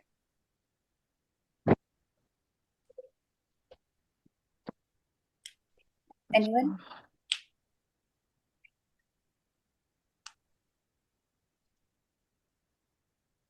मुझे लगता है तुम लोगों का इरादा नहीं है। चलो मैं इसको कर लूं। बाद में फिर खुद ही सॉल्व करना, हाँ। मैं कर नहीं लूं। नहीं, डॉक्टर करवा दें अभी, थोड़ा है टाइम अभी ना, अभी मैं रोजे का काम 4:30 बजे के बाद शुरू करती हूँ, आप थोड़ा सा करा दें। डॉक्टर पलवशा, हम आपको वॉइस मतलब नोट्स भेज दें इसके, देखो यार, ये स्ट्रक्चर्ड जो इसके। टाइम होता है ना डेडिकेटेड, ये डेडिकेटेड टाइम होता है, इसमें मैं तुम सबके लिए बैठी हूँ सुन रही हूँ, बाद में फिर मैं भी तुम लोगों की तरह बिजी हो जाऊंगी, मेरे पास यहाँ पे इफ्तारी का मैडम टाइम ये शुरू हो वाला आप कर ले, जाएगा। मैडम आप इसको अभी कर लो। सिस्टमेटिक बता दें, आप कर। अच्छा चलो इस पे जनरल डिस्कशन करते हैं, ठीक है, जल्दी से। कौन पढ़ रहा है डॉक्टर सिनेरियो, पल्लवी तो कोई पढ़ दो मेरे परफॉर्म कर लिए। लूँ? मैं इसको मैं परफॉर्म पढ़ कर दूं? लूँ? मैं एक एक करके मिस्टेक्स सवाल निकालना तुम चारों से ही तीनों से ही पूछूंगी। सब ठीक है एक्टिवली पार्टिसिपेट करना है इसमें। चलो जी। सिनेरियो पढ़ो। 24 years old, para 1, undergone the emergency C-section at 36 weeks of pregnancy due to placental abruption and delivered a normal female baby weighing 2.5 kg. The amount of bleeding during surgery was 650 ml, including the amniotic fluid. Today, she is her third post-op day. Her blood test revealed severe anemia with hemoglobin 3.9. Proceed. Javeria.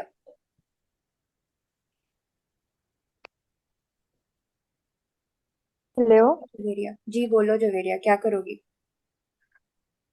Immediately, I will admit the patient and take the brief history, and I will start the IV resuscitation of the patient as the hemoglobin level is 3.9.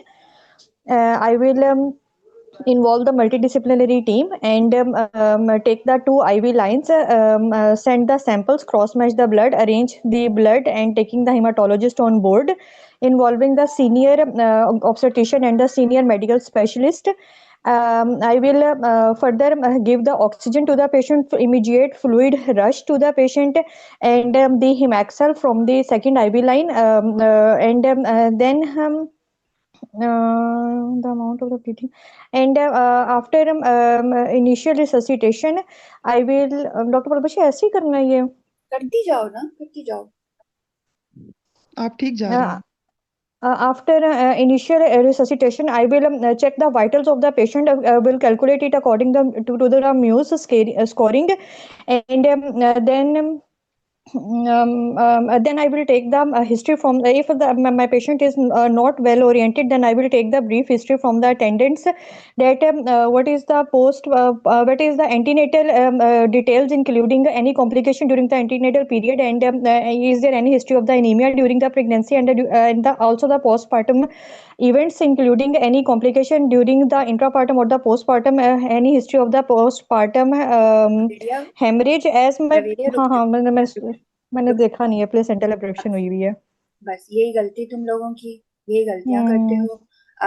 फायदा मैं तुम्हें बताना भूल गई, तुम भी scenario में अच्छा एब्डोमेन डिस्टेंडेड दिया हुआ है, ओ हाँ पल्स नहीं दी हुई, ये एग्जाम में नहीं करना प्लीज, ये एग्जाम में नहीं करना। ठीक है, सॉरी खुद से जी। बातें नहीं करनी। अच्छा बीपी दिया हुआ है, ये चीज नहीं दी हुई, madam I will ask this, please don't do this.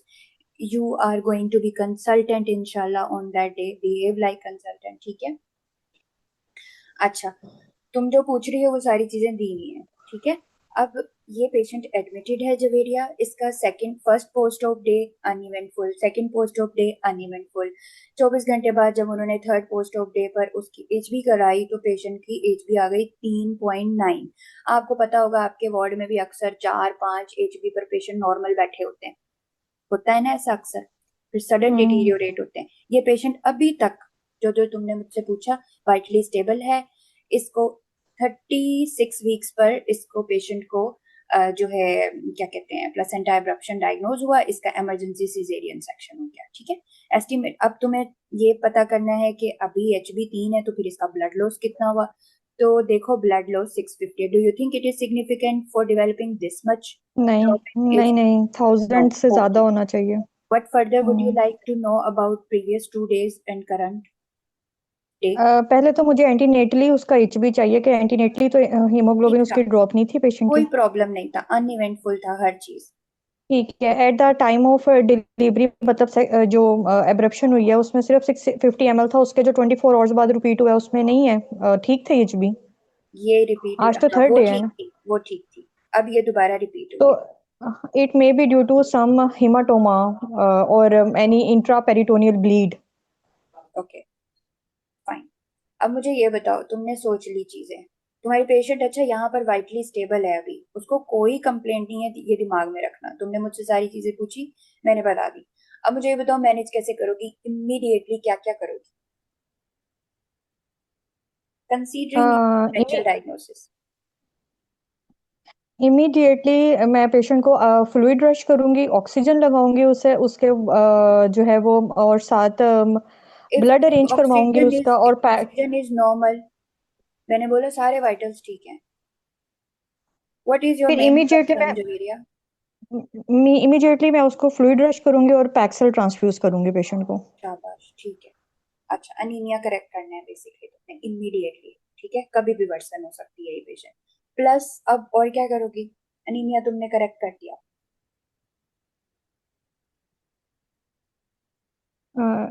इसके अलावा जो है वो अगर एनीमिया करेक्ट हो गया तो पेशेंट की कोई और सिम्टोमेटिक कंप्लेन, अगर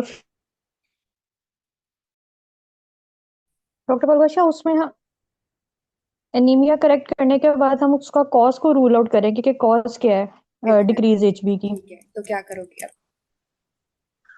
इसके लिए मैं सबसे पहले उसकी लैब्स सेंड करूंगी पेशेंट की, और साथ मैं इमेजिंग करवाऊंगी पेशेंट की, अल्ट्रासाउंड एब्डोमिन और पेल्विस। और अगर उस पे कुछ नहीं आता तो then I will go for the CT scan और the MRI of the abdomen pelvis. ठीक है, तो आपने ऑर्डर कर दिया. बेसिकली आपने क्या ऑर्डर किया? मेन चीज इमेजिंग में सीटी स्कैन, राइट? मैंने इमेजिंग में मैंने अल्ट्रासाउंड, ठीक है। चलो, अल्ट्रासाउंड, सीटी स्कैन आपने ऑर्डर कर दिया. CT scan abdomen and pelvis, right? जी चलो, फाइंडिंग है. Contrast CT scan abdomen and pelvis की फाइंडिंग है. मैं आसान कर देती हूँ. बेसिकली इसको ब्लैडर और यूट्रस के बीच में हेमाटोमा है. हेमाटोमा जो कि 9 सेंटीमीटर का है. ठीक है. हम्म हम्म पेशेंट स्टेबल है, वाइटली स्टेबल है. You have managed the hemoglobin, but you found a 9 centimeter of hematoma between bladder and uterus. आप मैनेज करो.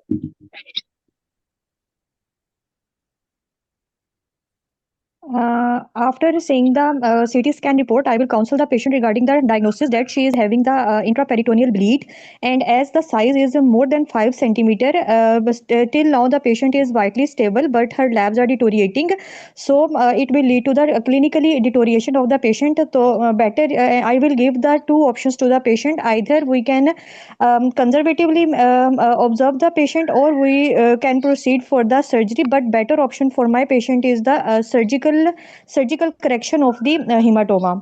I will proceed with the pros and the cons of the procedure and the complication associated with it, and the WHO checklist will be maintained, anesthesia fitless will be done, Javeria रुक and जाओ, I will यहाँ ही रुक जाओ. जवेरिया यहाँ ही रुक जाओ. Pfizer and आसिया, तुम लोग क्या मैनेजमेंट यूज करोगे इसके लिए? आसिया. Madam, madam, after this, I will keep my patient admitted. I will counsel the attendant that the long-term prognosis of the patient depends upon the further management. It's better that we should drain this hematoma, and depending upon the location of the hematoma, madam, I will first I will try to drain it ultrasound guided drainage. I will first prepare the ultrasound guided drainage of this hematoma if possible. Hello madam, आवाज आ रही है ना? जी जी आ रही है. Hello. Pfizer, जी जी आ रही है, सुन लिया मैंने आपका जी. Answer. Ultrasound drainage of the hematoma along with the broad spectrum antibiotics simultaneously. And if this hematoma, it can, if any hematoma is drained completely, then post I will send the blood obtained for the CS for the culture and the sensitivity, and then I will repeat her ultrasound and CT scan to see whether the collection it has been absorbed, and continue with the antibiotics and the monitoring of the patient. And if my patient is stable, Then after 48 to 72 hours, I will repeat her labs, her CBC, her TLC count, her PT, APPT profile, and if the labs are within the normal limit, then I can discharge her with a follow-up for further antibiotic and any transfusion. ठीक है आसिया। अब रह गई है Pfizer. Pfizer मैं manage बताऊं करो मुझे कैसे, क्या सिलेक्ट करोगी जी इसके लिए, कंजर्वेटिव, सर्जिकल, क्या करोगी? डॉक्टर पलवसा, मुझे ये दोबारा बताइएगा कि ये जो हिमाटोमा इसकी लोकेशन आपने क्या बताई थी सिटी पे? बिटवीन द, ये देखो ना जानी, between the bladder and uterus. ये यूट्रस है, हिमाटोमा यूट्रस है और ये ब्लैडर आगे है। ठीक है, ठीक बेसिकली है, तो I extra will admit my peritoneal है, ये एक्स्ट्रा पेरिटोनियल पड़ा हुआ है ये।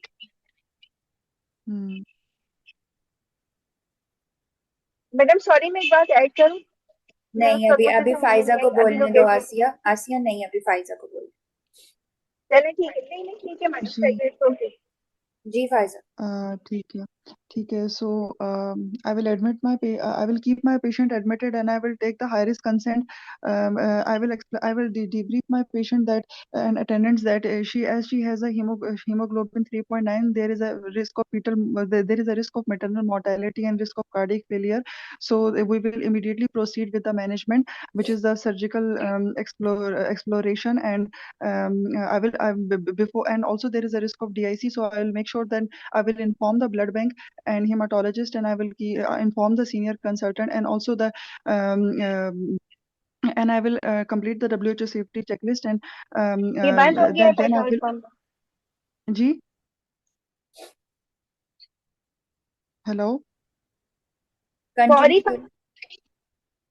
आ रही है डॉक्टर फाइजा आपकी आवाज। ओके ओके फाइजा ओके, बोलो। वो इंटरप्शन हो रही थी। Then I will complete the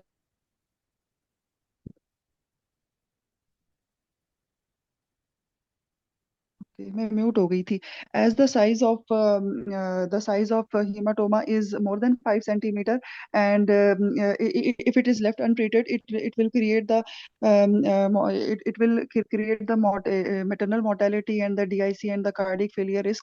So after I will manage her surgically and involve my surgical team, including the anesthetist and anesthetist and hematologist, inform the blood bank, and keep the blood products ready, the pack cell volume, FFPs, and I will also check the other parameters of the complete blood picture report, and I will also after high risk consent, I will open the patient and drain the hematoma, and look for any bleeders. If there are any bleeders, I will ligate them, and I will place the drain inside, and close the abdomen and monitor the vital for 24 hours, and keep her in the high dependency unit, and keep the high dependency unit, and watch for the vitals half hourly, and also post-op transfusion of the pack cell volumes, and then repeat the complete blood picture after the surgery, and उसके बाद then I will debrief the patient, and I will do the incident report, and do the risk management, and uh, and discharge with the red flag signs, and also the risk of and also discharge with the future counseling, and advise the breastfeeding and contraception, and do the VT risk assessment. Okay Pfizer, ठीक है। चलो अब management को discuss करते हैं। Taking into account, doctor परवेजा, हाँ जी, laparoscopy के लिए भी हम ऑप्शन देंगे? हाँ हाँ, निकल जाएगा। 10 सेंटीमीटर से छोटा है, निकल जाएगा। ठीक।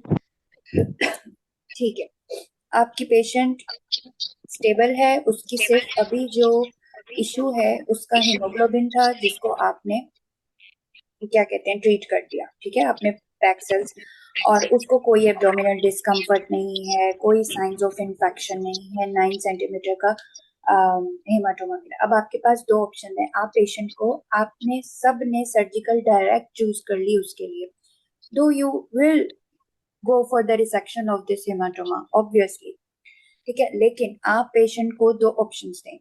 कंसीडरिंग के पेशेंट बिल्कुल स्टेबल है, इसको आप ब्रॉड स्पेक्ट्रम एंटीबायोटिक्स देकर आप इसको ऑब्जर्व कर सकते हो, देख सकते हो कि ये रिड्यूस हो रहा है इसका साइज या नहीं, क्योंकि उसमें इन्फेक्शन का अभी कोई वो नहीं है ना। अगर आपकी पेशेंट डिटीरियोरेट हो रही होती, वर्स हो रही होती, तो ठीक है, फिर स्ट्रेट अवे बस आप सर्जरी ही चूज करते। अभी आप ऑप्शन उसको दोनों दोगे एट दिस स्टेज, ठीक है। अभी दोनों ऑप्शंस दो उसको, कंजर्वेटिव का ब्रॉड स्पेक्ट्रम एंटीबायोटिक पे डाल दो, उसको रेड फ्लैग साइंस बताओ और उसको अभी एडमिटेड ही रखो। अगर तो वो आपकी पेशेंट को कोई साइन एंड सिम्टम्स नहीं होते तो फिर और उसकी एचबी भी और मजीद ड्रॉप नहीं होती, आप एचबी रिपीट करवा लो 24 या 48 आवर्स के बाद, ठीक है। अगर एचबी डिटीरियोरेट नहीं हो रही, हिमाटोमा का साइज नहीं बढ़ रहा, तो आप उसको कंजर्वेटिवली छोड़ सकते हो, प्रोवाइडेड इसी सिनेरियो में मैं अभी के लिए बता रही हूँ पेशेंट को कोई इन्फेक्शन के साइंस नहीं है, एब्डोमेन डिस्टेंडेड नहीं है, उसको कोई एब्डोमिनल डिस्कम्फर्ट भी नहीं है, ठीक है। समझ आई यहाँ तक बात? दोनों ऑप्शंस देने हैं। आप दूसरा ऑप्शन मरीज को ये दे सकते हो कि हाँ, आप दूसरा ऑप्शन ये है कि हम कैमरे के जरिए लेप्रोस्कोपिकली, अभी इसका साइज 9 सेंटीमीटर है, हम लेप्रोस्कोपिकली जो है इसको इसको निकालें, हम देखें, पूरा आपका पेट का मुआयना भी हो जाएगा, साथ ही साथ देखेंगे कि कहीं और से तो नहीं ब्लीडिंग हो रही, हम ये देखेंगे कि ये हीमाटोमा बन क्यों रहा है, ठीक है, कि इसकी सोर्स क्या है, कहीं जो इसका जो इमरजेंसी सीजर हुआ था वहां से कोई जो है वो इंसिशन वाली साइड पे फिस्टूला तो नहीं बना हुआ, वहां से तो नहीं ये हो रहा, आप इंस्पेक्ट करेंगे, ठीक है। वैसे तो आपको सीटी स्कैन पे भी वो पता चल जाएगा, लेकिन खैर आप लेप्रो करेंगे, आप वो डायग्नोस्टिक एज वेल एज आप थेराप्यूटिक करोगे, उसमें आप ये हेमाटोमा ड्रेन कर दोगे। अब आप सबने ड्रेन कर दिया, लेकिन किसी ने ड्रेन डाला कि मैं इसका ड्रेन डालकर मैं इसका देखूंगी कि ड्रेन का आउटपुट क्या है। सब उसको डिस्चार्ज कर रहे थे सर्जरी करने के बाद, किसी ने उसको पोस्ट ऑपरेटिवली अच्छे से मॉनिटर किया जो नॉर्मली हम करते। डॉक्टर पलवशा, मैंने डाली ड्रेन। डाली? मैंने नहीं सुनी, मैं गौर से वैसे सुन रही थी, पता नहीं फिर मैंने क्यों नहीं सुनी। जी जी, मैंने ड्रेन भी डाली और 24 आवर्स तक उसको एचडीयू में भी रखा। ठीक है, जो ड्रेन डालोगे आप डिस्चार्ज तब करोगे कि अगर ड्रेन का आउटपुट जब तक नील नहीं आता, मैं तब तक अपने पेशेंट को डिस्चार्ज नहीं करूंगी। साइंस ऑफ इन्फेक्शन नहीं हो, मेरे पेशेंट को कोई एब्डोमिनल डिस्कम्फर्ट, एच बी मैं रिपीट कराऊंगी, उसकी एच बी ऑप्टिमाइज होगी, मैं तब डिस्चार्ज करूंगी इस पेशेंट को। फिर भी मैं डिस्चार्ज करूंगी उसको रेड फ्लैग साइंस बताकर। ये मैं सिर्फ जो आप लोगों ने मैनेजमेंट बताई है, मैं बस उसी को फाइन पॉलिश कर रही हूँ। अब मैडम मैंने तो परक्यूटेनियस बताया था, तो परक्यूटेनियस नहीं करना है इसको। परकुटेनियस, परकुटेनियस क्यों कर रही हो तुम आसिया? हम मैडम मैं प्रैक्टिकली भी तो पाउच नहीं ऑफ करते। डगलस से तो जा सकती हूँ ना मैडम, वो तुम कर सकती हो। यूट्रस पाउच ऑफ डगलस से अगर मैं जो है वो 10 cc की सिरिंज से, जैसे हम कभी कभी हम करते हैं लेबर रूम में, जब हमारे पास एक्टोपिक होती है तो हम उसका फ्लूइड निकालने के लिए करते थे, तो उस तरह से मैं इसको ड्रेन नहीं कर सकती कि मैं इसको पाउच ऑफ डगलस से पोस्टियोफोनिक से जाके इसको ड्रेन कर लूं और फिर मैं इसको कंजर्वेटिव पे रख दूं, एंटीबायोटिक पे, और अनीमिया करेक्शन करूं और इसकी मॉनिटरिंग करूं, पेशेंट को मैं अपने कीप एडमिटेड रखूं। मैं यही कह रही हूँ कि इस वक्त अगर आपकी पेशेंट स्टेबल है, फिलहाल ड्रेन की जरूरत नहीं है, आप एंटीबायोटिक इसको दे सकते हो। डॉक्टर आप पलवशा, मेरा क्वेश्चन है कि हम लोग हीमाटोमा को अल्ट्रासाउंड गाइडेड ड्रेन करते हैं? करते हैं, आसिया कर रही है ना ड्रेन परकुटेनियस, वो ऐसे तो नहीं करेगी ना, मैडम अल्ट्रासाउंड गाइडेड ही करेगी। लेकिन अगर हीमाटोमा में तो ये नहीं होता कि कोई ना कोई ब्लीडर्स प्रेजेंट ही होते हैं, तो वो फिर दोबारा एग्जैक्टली नहीं बन जाएगा? नहीं, ये वाला जो है ये सीटी पे वेल लोकलाइज आया है ना, और इसमें पेशेंट डिटीरियोरेट भी नहीं हो ये रही है ना, सेफ है। अगर सेफ है ना, ये वेल लोकलाइज, हमारे पास पहले से सीटी रिपोर्ट है ना, अगर हमारे पास सीटी की रिपोर्ट नहीं होती तो फिर हम उसको फिर थोड़ी ऐसे रिस्क पे रखते, फिर तो ओपन करते ना पेशेंट को देखने फिर के लिए ओपन करते कि हैं, अंदर सही हो, बात है। फिर क्या देखने के लिए कि अंदर हो क्या रहा है, हमें तो लेकिन सीटी की एचबी रिपोर्ट तो होनी ड्रॉप चाहिए। कर रही है ना, पोस्ट ऑप एचबी ठीक था, अब अच्छा, थर्ड डे पे नहीं 3 हो गया देखो, एचबी। सुनो, पेशेंट जो ना उसने ब्लीड किया पोस्ट ऑपरेटिवली, एचबी उसका ड्रॉप हुआ, उसका हीमाटोमा लोकलाइज हो गया, अब वो एक सस्टेन लेवल पे आ गई है। तो वो मतलब वो तो सस्टेन इस वजह से हुई है कि साइड बाय जो स्ट्रक्चर्स हैं उसकी वजह से वो हो गई होगी हीमाटोमा, तो नहीं वो तो बेटा आ प्रेशर तो पड़ गई रहा है ना तो। बेटा, तो वो तो पेशेंट तो मेरी है बात ना सुने ना, स्टेबल। वो प्रेशर ब्लीडर के ऊपर उस वजह से आ रहा है, जैसे ही आप प्रेशर रिलीज करेंगे ब्लीडर से फिर आ जाएगा ब्लड, नहीं? ऐसा नहीं होता है, जो ब्लीडर ब्लीड कर रहा होता है ना वो बहुत ज्यादा ब्लीडिंग देता है, ऐसा नहीं होता है। रियल पेशेंट में ऐसा नहीं होता है। जो सुनो, ब्लीड कर रहा होता है ना वो कर रहा होता है। एक पेशेंट मिनट। पेशेंट जो है ना कंटिन्यूसली बीपी ड्रॉप करता है और उसकी पल्स भी बढ़ रही होती है और फिर वेल भी हो जाता है अगर उसके अंदर ब्लीडर होता है तो। अब मेरी सुनो, जवेरिया जो तुम थॉट प्रोसेस लगा रही हो वो भी ठीक है, और आसिया जो तुम थॉट प्रोसेस लगा रही हो वो भी ठीक है। जो कंटिन्यू ब्लीड कर रही होगी उसकी एच बी, तुम जितने भी पिंट लगाओ उसकी एच बी स्टेबल नहीं होगी, पेशेंट डिटीरियोरेट होगी। This is a stable haematoma, patient आपकी स्टेबल बैठी हुई है, ठीक है। इसी वजह से इसको कंजर्वेटिव के लिए उन्होंने डिसाइड किया। This is the true case report.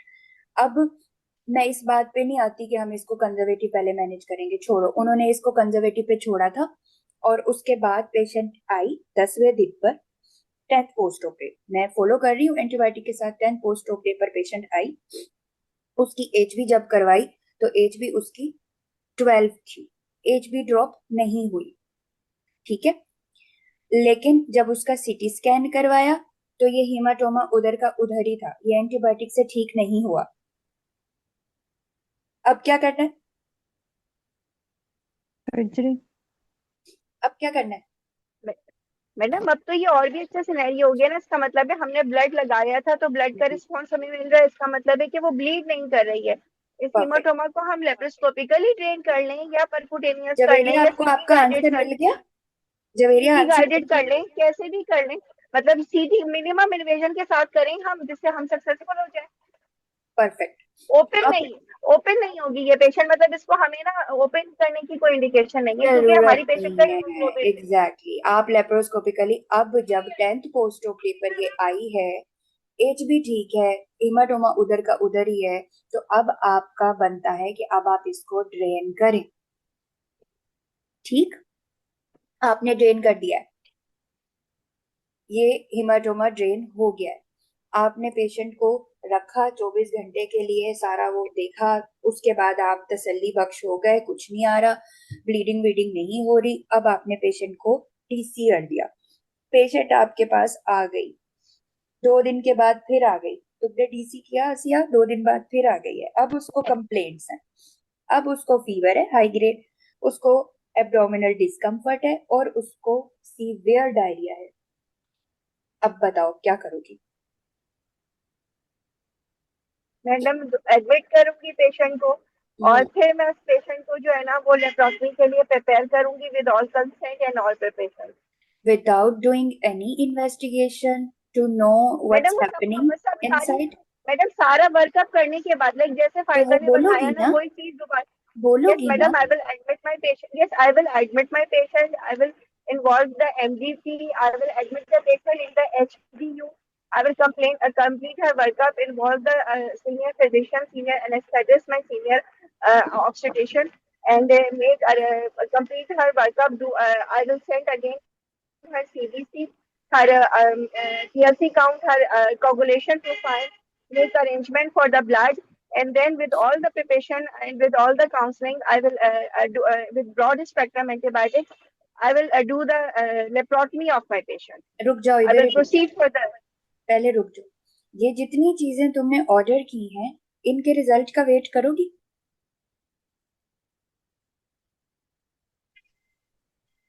Madam इसमें से मुझे जो है ना वो, मैडम इसमें डॉक्टर से जो है पलूसी ना मुझे सिनेरियो जो है दोबारा ना बता दें। मैडम, मैडम इसमें से मुझे जो है ना वो सीबीसी का रिजल्ट अर्जेंट बेसिस से मिल जाएगा, 12, ब्लड मेरे पास अरेंज हो मैं जाएगा बता रही हूँ, और वेट करो, एंटीबायोटिक। मैं बता रही हूँ। जी मैडम। 12 एचबी है, डब्ल्यूबीसी काउंट बढ़ा हुआ है, ठीक है, 11,000, और सी रिएक्टिव प्रोटीन पेशेंट का 1.6 है। और तुमने क्या करवाया था? सीटी स्कैन करवाया था तुमने इस पेशेंट का? नहीं नहीं मैडम, मैंने इन्वेजिव अभी कोई भी नहीं करवाया, मैंने सिर्फ इसके सारे इमेजिंग, इंडाइसेस भेजे ठीक थे है। आपको और जो लगता है है आप वो मैं। इमेजिंग कराओगी? आपको करानी चाहिए इसमें खोलने से पहले। मैडम अभी इसका सीआरपी बढ़ा हुआ है तो मैं इसको broad spectrum antibiotics 24 to 48 hour दूंगी टिल उसका जो है वो सीआरपी जो है वो डिक्रीज हो, टीएलसी काउंट विद नॉर्मल है, पेशेंट मेरी ए फेब्राइल हो जाए, और उसके साथ इन द मीन टाइम मैं उसकी जो है वो सीटी स्कैन विद कंट्रास्ट दोबारा से रिपीट करवा लूंगी अगर अवेलेबल है तो। Okay, doctor thank you so Aasia, much. Doctor Palwasha ने सीआरपी 1.5 दिया है। 1.6 दिया पर हाँ मैं है। ओके 1.6। आसिया, अब अपनी सीटी स्कैन की वैल्यू सुन लो, फाइंडिंग सुन लो। There is a cyst of 9 centimeter, 9 into 10 centimeter at the same site where there was a hematoma. But now this is not hematoma, this is a cyst at the site of madam hematoma. Madam मुझे नहीं पता madam, ये कुछ और ही मसला है। इसको pre या तो पहला सीटी स्कैन के गलत था, वो हमें रिपीट करवाना चाहिए था, पता नहीं मैडम। जवेरिया, सिस्ट है कोई डॉक्टर आसिया इस पलवशा ये आसिया इस तरीके से ना फाइंडिंग्स को गलत नहीं कहते, थॉट प्रोसेस लगाते, ऐसे नहीं करते। ठीक है, मैं आती हूँ अभी इस पर। जी जवेरिया। डॉक्टर पलवशा मुझे लग रहा है कि मे बी वो एब्सेस में कन्वर्ट हो गया हो, नहीं? शाबाश। क्यों नहीं हो सकता?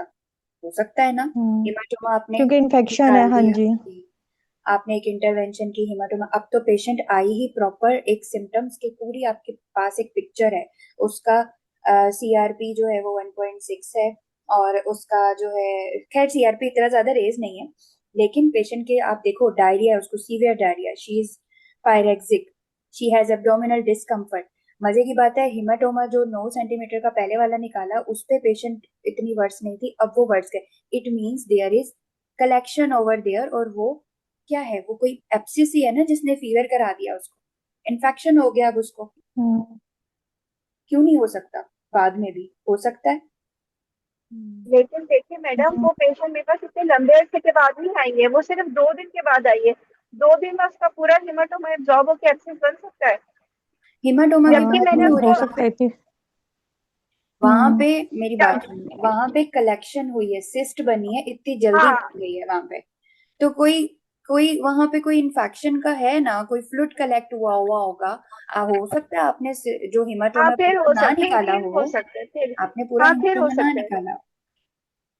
सही, फिर हो सकता ठीक है ना, नॉर्मली भी ऐसा होता है ना हमारे पेशेंट, हम तो अपनी तरफ से निकाल के चीजें भेज देते हैं, फिर वो आ जाते हैं दोबारा,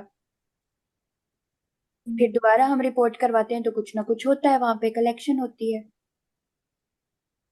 ये ये आपकी डिस्चार्ज करने के 2 दिन बाद आई है आसिया, हीमाटोमा निकालने के 2 दिन बाद नहीं आई। मैडम। लेकिन एक और बात भी तो है ना, जब मैंने इसको डिस्चार्ज किया था तो मैंने इसको एंटीबायोटिक्स के साथ डिस्चार्ज किया था, ब्रॉड स्पेक्ट्रम एंटीबायोटिक्स के तो साथ इट मीन्स सब कि वो कुछ काम नहीं समझा। कर रही ना, ओके इट मीन्स वो काम नहीं कर रही ना। ओके। डॉक्टर पलवशा मैं एक क्वेश्चन पूछूं? हाँ जी। मेरा ना सिनेरियो आया था इस दफा एग्जाम में ब्रॉड लिगामेंट हीमाटोमा का ना, तो उसके अंदर यही हिस्ट्री थी कि पेशेंट डिलीवर की है और 2 दिन के बाद ना वो डिक्रीज एचबी के साथ आई है। अब ना एग्जामिनर ने ना जो बाकी कैंडिडेट्स थे ना उनको फीवर नहीं दिया था, मतलब ए फिब्राइल दी थी उनको पेशेंट, और मुझे ना उन्होंने फीवर दिया था। तो मैं फिर उधर इस चीज में कंफ्यूज हो गई कि ये एब्सेस है या हीमाटोमा है, हेमाटोमा ही तो तो इसको हम इन्फेक्ट, कैसे हेमाटोमा डिफरेंशिएट इज अ करेंगे? फोकस फॉर इन्फेक्शन जानी। इनिशियल स्टेज अच्छा, पे वो मतलब हीमाटोमा में भी पायरेक्सिक नहीं हो होगी, सकता है फीवर? आगे चल के वो हो सकती है। डॉक्टर जवेरिया, मेरे पेशेंट में ये मेरा वाला केस भी था, मुझे तो हाइपोटेंसिव दिया था, फीवर नहीं था। और ना मुझे फीवर दिया था, मुझे फीवर दिया, मैं वही कह रही हूँ कि जब मैं बाहर निकली था ना तो मेरी फ्रेंड को नहीं फीवर दिया था लेकिन मुझे फीवर दिया था, तो मैं और फिर मुझे उधर कंफ्यूज थी हाइपोटेंसिव कि दिया ये था। एब्सेस है। वो तो 80 शॉक समथिंग में कोई थी ना, सिस्टोल। शॉक में तो पेशेंट, जी। हाँ शॉक में तो पेशेंट जाएगी ना हीमाटोमा की वजह से, लेकिन मैं फिर बिल्कुल। कंफ्यूज हो गई थी कि ये एब्सेस है या फिर ये हीमाटोमा है। तो फिर डॉक्टर परवेशा तो इसको कैसे डिफरेंशिएट करेंगे उधर, क्योंकि आपको कलेक्शन इमेजिंग तो दी थी बताएगी, उसने और उसने आपको सीटी इमेजिंग स्कैन की, बताएगी। देखो सीटी आप, स्कैन, हाँ जी बोलो। मैं आपको बता रही हूँ, अल्ट्रासाउंड रिपोर्ट दी थी उन्होंने मुझे, उन्होंने मुझे सीटी स्कैन भी नहीं दिया था, कहती है अच्छा, नहीं अवेलेबल नहीं है। ठीक है। और अल्ट्रासाउंड क्या अल्ट्रासाउंड दिया? उन्होंने मुझे कहा था कलेक्शन है, कहाँ पे? मतलब यूट्रस की ही, आई थिंक ब्रॉड लिगामेंट की उन्होंने मुझे कलेक्शन दी थी, लेकिन ये नहीं स्पेसिफाई किया था कि ये एब्सेस है या फिर ये ब्लड मैं कलेक्शन, उन्होंने बताती कहा था हूँ कि there is doctor a. Javeria, doctor Javeria, मुझे जी ये फाइंडिंग दी थी कि हाइपोटेंशन थी, uterus deviated to the left side और राइट साइड तो हाँ। कलेक्शन है और पेशेंट डिटोरिएट हो रही है। हम्म। तो मेरे पास और कोई ऑप्शन ही नहीं और था कि मुझे मैं कंजर्वेटिव पे जाऊं। नहीं किया तो मैंने उसको सर्जिकली था, लेकिन मैं कंफ्यूज हो गई थी उस टाइम कि ये अब एब्सेस है, क्योंकि उन्होंने मुझे फीवर दे दिया था उसमें। देखो, हिमाटोमा के साथ भी उसको फीवर हो सकता है। वो एप्सिस है नहीं है, पेशेंट को फीवर है, सेप्सिस के साइंस हैं। आप उसको सेप्सिस बंडल स्टार्ट कर देंगी, आप उसको एंटीबायोटिक दे देंगी। हिमाटोमा होगा वो भी ट्रीट हो जाएगा, एप्सिस होगी वो भी ट्रीट हो जाएगी। और हाँ, अब जैसे फाइजा को सिनेरियो दिया है, उसको तो बिल्कुल टर्मिनल वाली चीज दे दी ना, कि डिटीरियोरेटिंग दी है, उसको तो ओपन करना है। इसका मतलब हिमाटोमा बढ़ता जा रहा है, कंटिन्यू पेशेंट डिटीरियोरेट हो रही है इंटरनल ब्लीड की वजह से। फाइजा को तो ओटी लेके जानी थी पेशेंट। वो आपकी डिफरेंट डिफरेंट अप्रोचेस चेक कर रहे थे। मैडम ये होता है, थोड़ा सा एग्जामिनर जो होते हैं ना, वो एक दो कैंडिडेट में सिनेरियो चेंज कर चेंज देते कर हैं। देती हैं, बिल्कुल।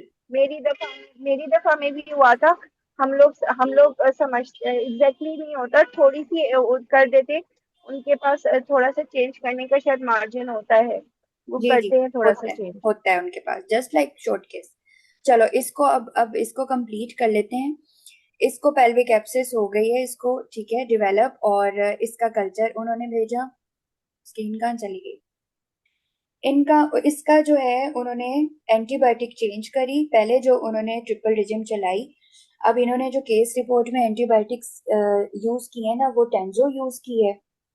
ठीक है, क्लिंडा यूज की थी पहले, टेंजो, क्लिंडा और मेट्रो। उसके बाद फिर इन्होंने एक और ऐड की है, मीरोपिनम। टेंजो को चेंज करके फिर इन्होंने, अब जब पेशेंट डिटीरियोरेट हुई है, तो इन्होंने मीरोपिनम ऐड की है और उसको ऑब्जर्व किया। ठीक है, उसका पहले तो ये एप्सिस ड्रेन कर दी, कल्चर के लिए भेजी परक्यूटेनियसली। और देन जब उसको ट्रिपल रीजन पर चलाया इन्होंने, टेंजो को रिप्लेस कर दिया मीरोपिनम पर, तो पेशेंट का फीवर भी जो है सबसाइड हुआ।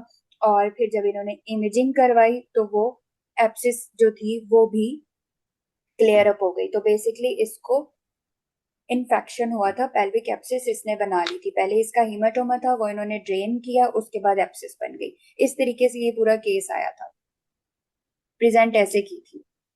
अब एक और डॉक्टर डिटेल है पलवशा जो इसमें। आपने एक मिनट। हम्म, इसमें और डिटेल है जिसपे मैं नहीं जा रही। मुझे सिर्फ आप लोगों को अप्रोच पर बस लेना था आप लोगों से वाइवा।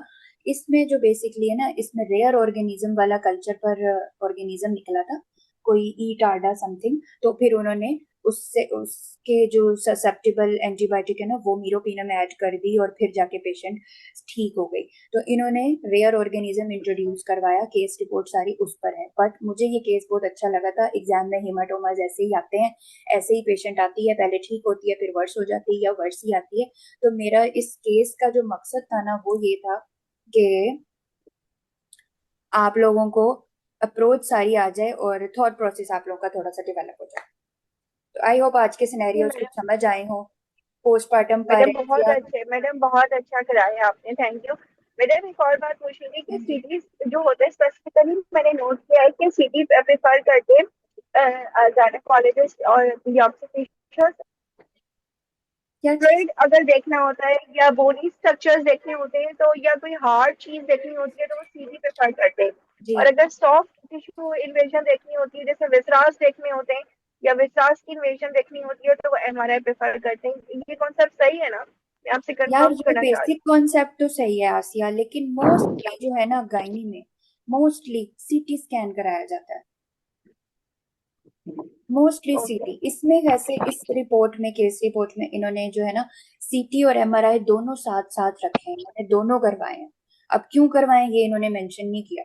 मैंने सिर्फ सीटी स्कैन की रिपोर्ट मेंशन की है, और वही मैंने आपको दी है। वैसे मैंने बहुत नोट किया मैडम, वार्ड में फाइलों में भी देखा है कि जहाँ पे जो है ना वो फ्लूइड का लोगों को खर्चा होता है ना, जैसे किसी को फ्यूजन है, साइटिस है, तो वहाँ पे फॉरेन सीटी को प्रेफर करते हैं। और जहाँ पे जो है वो कलेक्शन यू मीन टू से? डिसेमिनेशन, हाँ कलेक्शन कहीं पे भी होती है ना, फॉरेन सीटी को प्रेफर करते हैं। जी। और अगर कहीं पे अगर मेटास्टेसिस का इनको खर्चा होता है, तो फिर उसमें तो वो फिर एमआरआई को फॉरेन से इसको फिर भी डॉक्टर पलवशा मेरा इस यही पर इतना क्वेश्चन ज्यादा पूछना है। अच्छा कॉन्सेप्ट नहीं है, मैं सर्च जरूर करूंगी। लेकिन फिर भी मैडम नाहिद से इसको एक बार कंफर्म करना, वो ज्यादा अच्छा आंसर देंगे। मैडम वो इस बात पे मुझे डांटेंगी, कहेंगे अभी तक तुम्हें सीटी एमआरआई का समझ नहीं नहीं आया और नहीं नहीं तुम्हारे डांटेंगे। इम्तिहान में 1 महीना रहता है। आपको ऐसा लगता है, नहीं डांटेंगे। थोड़ा सा कॉन्सेप्ट दे देना मैडम, मेरा कॉन्सेप्ट ये है, प्लीज मुझे करेक्ट कर दें, इस तरह तरीका होता है। हाँ इस आपका तरह जो से, कॉन्सेप्ट है हाँ ना, इस तरह आप से। बोले मैडम एक कंफ्यूजन है, ये मेरा कॉन्सेप्ट है सीटी और एमआरआई के बारे में, तो प्लीज करेक्ट कर दें, ऐसे करके ना, थोड़ा हम्बल तरीके से। मैडम आपको पता है वो मुझे क्या कहती है, आसिया तुम मेरे पास 2 महीने से हो और तुमने अभी तक तरक्की नहीं की। तो मुझे इतना सुन के अफसोस होता है ना। वो कहती है कि जब तुम आई थी मैं समझ रही थी तुम बहुत होशियार लड़की हो, लेकिन तुम उस हिसाब से अभी तक नहीं आगे गई हो मेरे पास जैसे मैं तुम्हें सोच रही थी। वो आपको वो चाह रही हैं कि आप और मेहनत करो। हाँ वो मुझसे मीन्स बहुत ज्यादा एक्सपेक्ट करती है यू मैडम, मैं हैव उनकी यू हैव एक्सपेक्टेशंस सेट को द पूरा स्टैंडर्ड्स करने की हाई, और तो फिर तुम हाँ उसको मेंटेन नहीं कोशिश कर रही करती हो। हूँ।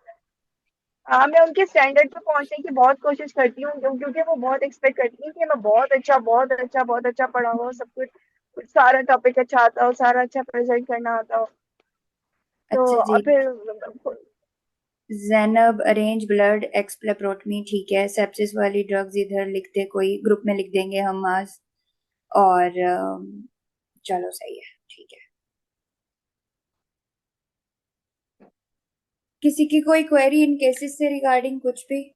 डॉक्टर पलवशा, मैंने ये पूछना था कि आपने पहले वाले केस में पहले उसको सिर्फ लेप्रोस्कोपी के लिए ड्रेन किया, और फिर बाद में जब वो सेप्सिस के साथ आई तो फिर आपने सर्जिकली ये वही। ड्रेन किया। हाँ हाँ, क्योंकि वो सिस्ट थी, हम्म, उसको उन्होंने फिर ना जो है वो परक्यूटेनियस ड्रेन किया है। मैडम नेक्स्ट क्लास का percutaneous। टॉपिक अभी से बता दे मैडम, ताकि थोड़ा सा यार वो हो जाए, तुम लोग क्योंकि बताओ क्या करना है, मंडे का क्या करना है, ताकि मैं भी थोड़े से डॉक्टर केस वेस पलवशा बना। मैंने डॉक्टर पलवशा मेरा एक क्वेश्चन है कि ये मुझे समझ नहीं आई। आपने फायजा आपकी आवाज नहीं आ रही, ड्रेन आप किया। शायद म्यूट हो गई हो। जी जी, अब आ रही है आवाज। आ रही है, आ रही है। जी, मैंने ये पूछना था, मैं कंफ्यूज हो रही हूँ। मैं आपने पहले वाले केस में परक्यूटेनियसली ड्रेन किया, और बाद में जब वो एब्सेस के साथ आई तो फिर आपने सर्जिकली ड्रेन किया, पहले हमने लेप्रोस्कोपिकली ड्रेन किया, और बाद में आपने परक्यूटेनियस बाद में, ड्रेन हाँ किया। जी, बाद में हमने परक्यूटेनियस ड्रेन किया उस सिस्ट को, और कल्चर के लिए भेजा जो कलेक्शन आई थी, और एंटीबायोटिक अच्छा, पर तो भेजा, डाला। हम सेकंड टाइम पे भी दोबारा लेप्रोस्कोपी कर सकते थे? सेकेंड टाइम पे लेप्रोस्कोपिक वो डिपेंड करता है ना कि आपको फाइंडिंग क्या मिली। इसमें एक सिंपल सी उनको सिस्ट मिली है, उसी जगह पर मिली है। ऑब्वियसली बाकी के थोड़ी फाइंडिंग्स दी हुई है, सिर्फ उन्होंने एक केस रिपोर्ट लिखनी है समराइज करके। तो सीटी स्कैन पे सारी चीजें, rest of the structure side का, वो सब नॉर्मल ही दिया हुआ होगा। हम जब देखेंगे ना, हमारा कंसर्न होगा, मैं जो दोबारा सीटीज देख रही हूँ, मैं देखूं यूट्रस ठीक है, यू इंसिशन से तो नहीं कुछ निकल रहा, आसपास विजरास ठीक है, सारी चीजें और ठीक है। अगर एवरीथिंग इज ऑल राइट, फिर ठीक है, फिर सादी सी सिस्टर, मैं इसको लेकिन निकाल दूंगी लेकिन परक्यूटेनियस। डॉक्टर पलवशा, हमने तो अपना जो डिफरेंशियल है वो तो एब्सेस का भी रखा है ना, क्योंकि पेशेंट तो फीवर के और सिवियर डायरिया के हाँ साथ आई है। हाँ हाँ। सिस्ट वाले पेशेंट तो सिवियर डायरिया के साथ नहीं आते। वो सिस्ट सिस्ट इन्फेक्टिव सिस्ट है ना। ओके, इन्फेक्टिव सिस्ट है। हाँ वो इन्फेक्टिव सिस्ट है। ठीक है। ठीक है। हम्म, और मेरा डॉक्टर एक मैसेज परवैसा। है कि डॉक्टर पलवशा, एक और मैसेज है कि अगर मतलब अगर हम ये वाली हम अपनी स्टेटमेंट यूज करें कि हम अपनी मैनेजमेंट करेंगे हिमाटोमा की, कि वो इंक्रीज हो रहा है कि नहीं हो रहा, उसका साइज क्या है, और पेशेंट के वाइटल्स क्या है, मतलब स्टार्टिंग में ये कर दें तो फिर शायद यस हमारी चीजें मैडम, जस्टिफाइड हो जाएंगी। Madam my management depend upon patient vitals, patient conditions, ठीक है, and the size of haematoma.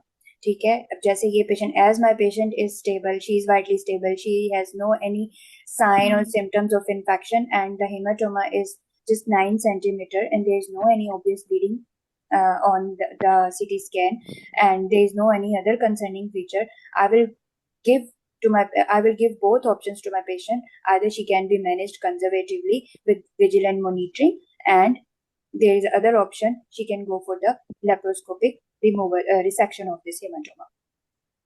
हम्म, और डॉक्टर पलवशा, ये जो हमारा एग्जाम में क्वेश्चन आया था ब्रॉड लिगामेंट हीमाटोमा का, तो उसमें जो डॉक्टर आसिया बता रही हैं कि उनको फीवर दे दिया था, तो इस केस में भी फिर हमने सर्जरी की तरफ जाना था? नहीं नहीं, मुझे फीवर नहीं दिया था, मेरे दिन ही आया था ये उसने बताया, जवेरिया ने। लेकिन डॉक्टर जवेरिया, जी जी। मेरे साथ भी हुआ था कि हमारा केस ओवेरियन सिस्ट था। लेकिन उन्होंने मुझे जो था ना फाइब्रॉइड दिया था, उन्होंने मेरे आगे स्कैन रखा था और उसमें मल्टीपल फाइब्रॉइड्स थे और वही सिनेरियो था, लेकिन उन्होंने मेरा पूरा वाइवा फाइब्रॉइड पे लिया था।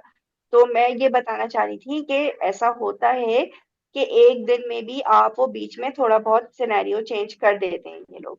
तो ये हाँ, बट कोई मैं बहुत कोई। मैं अप्रोच समझना चाह रही हूँ कि अगर तो ब्रॉड लिगामेंट हीमाटोमा, मतलब यही वाली पेशेंट जो पोस्ट नेटल थी, उसका ब्रॉड लिगामेंट हीमा हो गया, यूट्रस लेफ्ट साइड पे डेविएटेड हो गया और फीवर दे दिया, लेकिन माइटली वो स्टेबल थी, फिर उसमें हम क्या करते, फिर हमारी क्या फिर भी अप्रोच वो रहनी चाहिए? हीमाटोमा ही, डॉक्टर पलवशा ने यही बताया ना कि हीमाटोमा की वजह से भी फीवर हो सकता है, क्योंकि उसमें सारी फाइंडिंग जो है वो suggestive of broad ligament hematoma की ही है।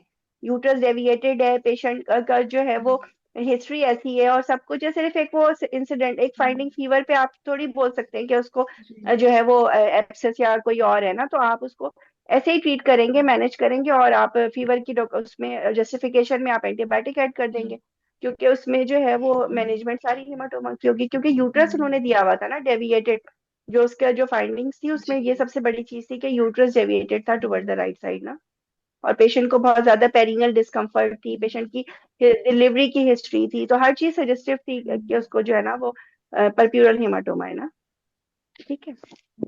डॉक्टर पलवशा, एक रिक्वेस्ट है जी। कि जिस तरह आपने जो आज जिस तरह सिनेरियोस करवाए हैं और हमारी अप्रोच वो हमारी अप्रोच देखी है, तो जी। मैं आपको बताती हूँ कि जब लास्ट एग्जाम में ना जो इवन जो यूरेटर इंजरी का भी आया था, उसमें भी जो फॉर एग्जांपल के अब अगर ब्लैडर इंजरी है तो कुछ वो हीमाचूरिया के साथ भी प्रेजेंट कर सकती है, और फीवर के साथ भी प्रेजेंट कर सकती है, यूरेटेरिक इंजरी भी फीवर के साथ प्रेजेंट कर सकती है। इस तरह जी। हमें ना इनकी भी हमें कुछ केसेस बता दें, क्योंकि जो जो पोस्ट ऑप कॉम्प्लिकेशन के साथ जो पेशेंट्स आती है उनकी बहुत सारी चीजें ओवरलैप कर रही होती हैं, और हम किसी और जगह पे जा रहे होते हैं और पेशेंट फिर ब्लैडर इंजरी निकलती है। तो ये कंफर्म, और ऐसी चीज जिसमें ऐसी स्ट्रक्चर डिस्कशन जिसमें एग्जामिनर फाइंडिंग ना दे और हमें उसको बस एज अ जनरल लेके चलना है, तो और उसमें हमें और उसके वाइटल्स भी ऐसे हैं कि आपको वो दो तीन चीजें डिफरेंशियल लग रहे हैं, तो फिर उसका हमें वो कुछ सिनेरियोस इसी तरह बना के हमें बता दें, तो पढ़ा दें। टॉपिक आप यूरिट्रिक इंजरी बोल रहे हो, यूरिनरी ट्रैक्ट इंजरी बोल रहे हो, उसमें डिफरेंट। नहीं मैडम नहीं, मैं मेरा पता है नहीं नहीं, डॉक्टर मेरा मतलब है पलवशा, कि एक post of doctor Palwasha complication, मैं अच्छा पोस्ट आपके ऑफ। साथ ना आपका अभी जो है वो ईद ईद के बाद पता नहीं डॉक्टर कुरत क्या स्केड्यूल बनाए। तो अभी ईद से पहले ना एटलीस्ट ना दो टॉपिक जरूर करा दें, एक तो यूरोडायनेमिक्स के ग्राफ और एक एचआईवी बहुत डिटेल से। मतलब एचआईवी को खंगाल दें अच्छी तरह से, सारी लेटेस्ट हर चीज हर हर एस्पेक्ट से एचआईवी के क्वेश्चंस, क्योंकि एचआईवी हर दफा एक दिन जरूर तुम आता है, ये चाहती मैंने हो आसिया, तुम चाहती हो मैं आखिरी अशरे में जो है ना यूरोडायनेमिक और एचआईवी में फंस जाऊं और बस पढ़ती रहूं, हाँ? नहीं मैं ये नहीं चाहती। मैं ये चाहती हूँ कि आपके वसीले से मैं पास हो जाऊं इंशाल्लाह इंशाल्लाह ताला। इंशाल्लाह। अच्छा सुनो, अब मेरी बात सुनो, यूरोडायनेमिक पर मैं देख रही हूँ कि क्या क्या मैं बता सकती हूँ। पहले मुझे मुझे तुम लोगों से सवाल था, ये मीटिंग 2 मिनट में खत्म हो जाएगी, जल्दी जल्दी बता दो कि यूरोडायनेमिक में क्या चीज नहीं समझ आ रही, क्योंकि देखो डॉक्टर कुरत ने बेसिक से लेके सारी चीजें कराई हैं, जो नहीं समझ आ रही मैं मैं सारा प्रैक्टिस मैडम, कर। मुझे क्लास जो है ना वो 3-4 दिन पहले क्लास पोस्ट कर दीजिएगा यूरोडायनेमिक ग्राफ्स की। मैं सारा खुद पढ़ के आऊंगी, सारी डिटेल्स खुद पढ़ के आऊंगी, बस मुझे आप 1 to 1 ग्राफ्स करने। ग्राफ्स बेसिकली तुम लोगों को ग्राफ्स इंटरप्रेट करने आने चाहिए, ज्यादा डिटेल की हाँ जरूरत नहीं है, ठीक इंटरप्रिटेशन, है? जी जी, हाँ टू वो स्मार्ट डिटेल नहीं स्टडी, पढ़ाना। इंटरप्रिटेशन सीटीजी करनी है। हो गया, बस सिर्फ इंटरप्रिटेशन यूरोडायनेमिक्स हो करवा दें। गए, ये चीजें सिर्फ इंटरप्रेट करना सीखो, बस खत्म, बेसिक में जाने की जरूरत नहीं है।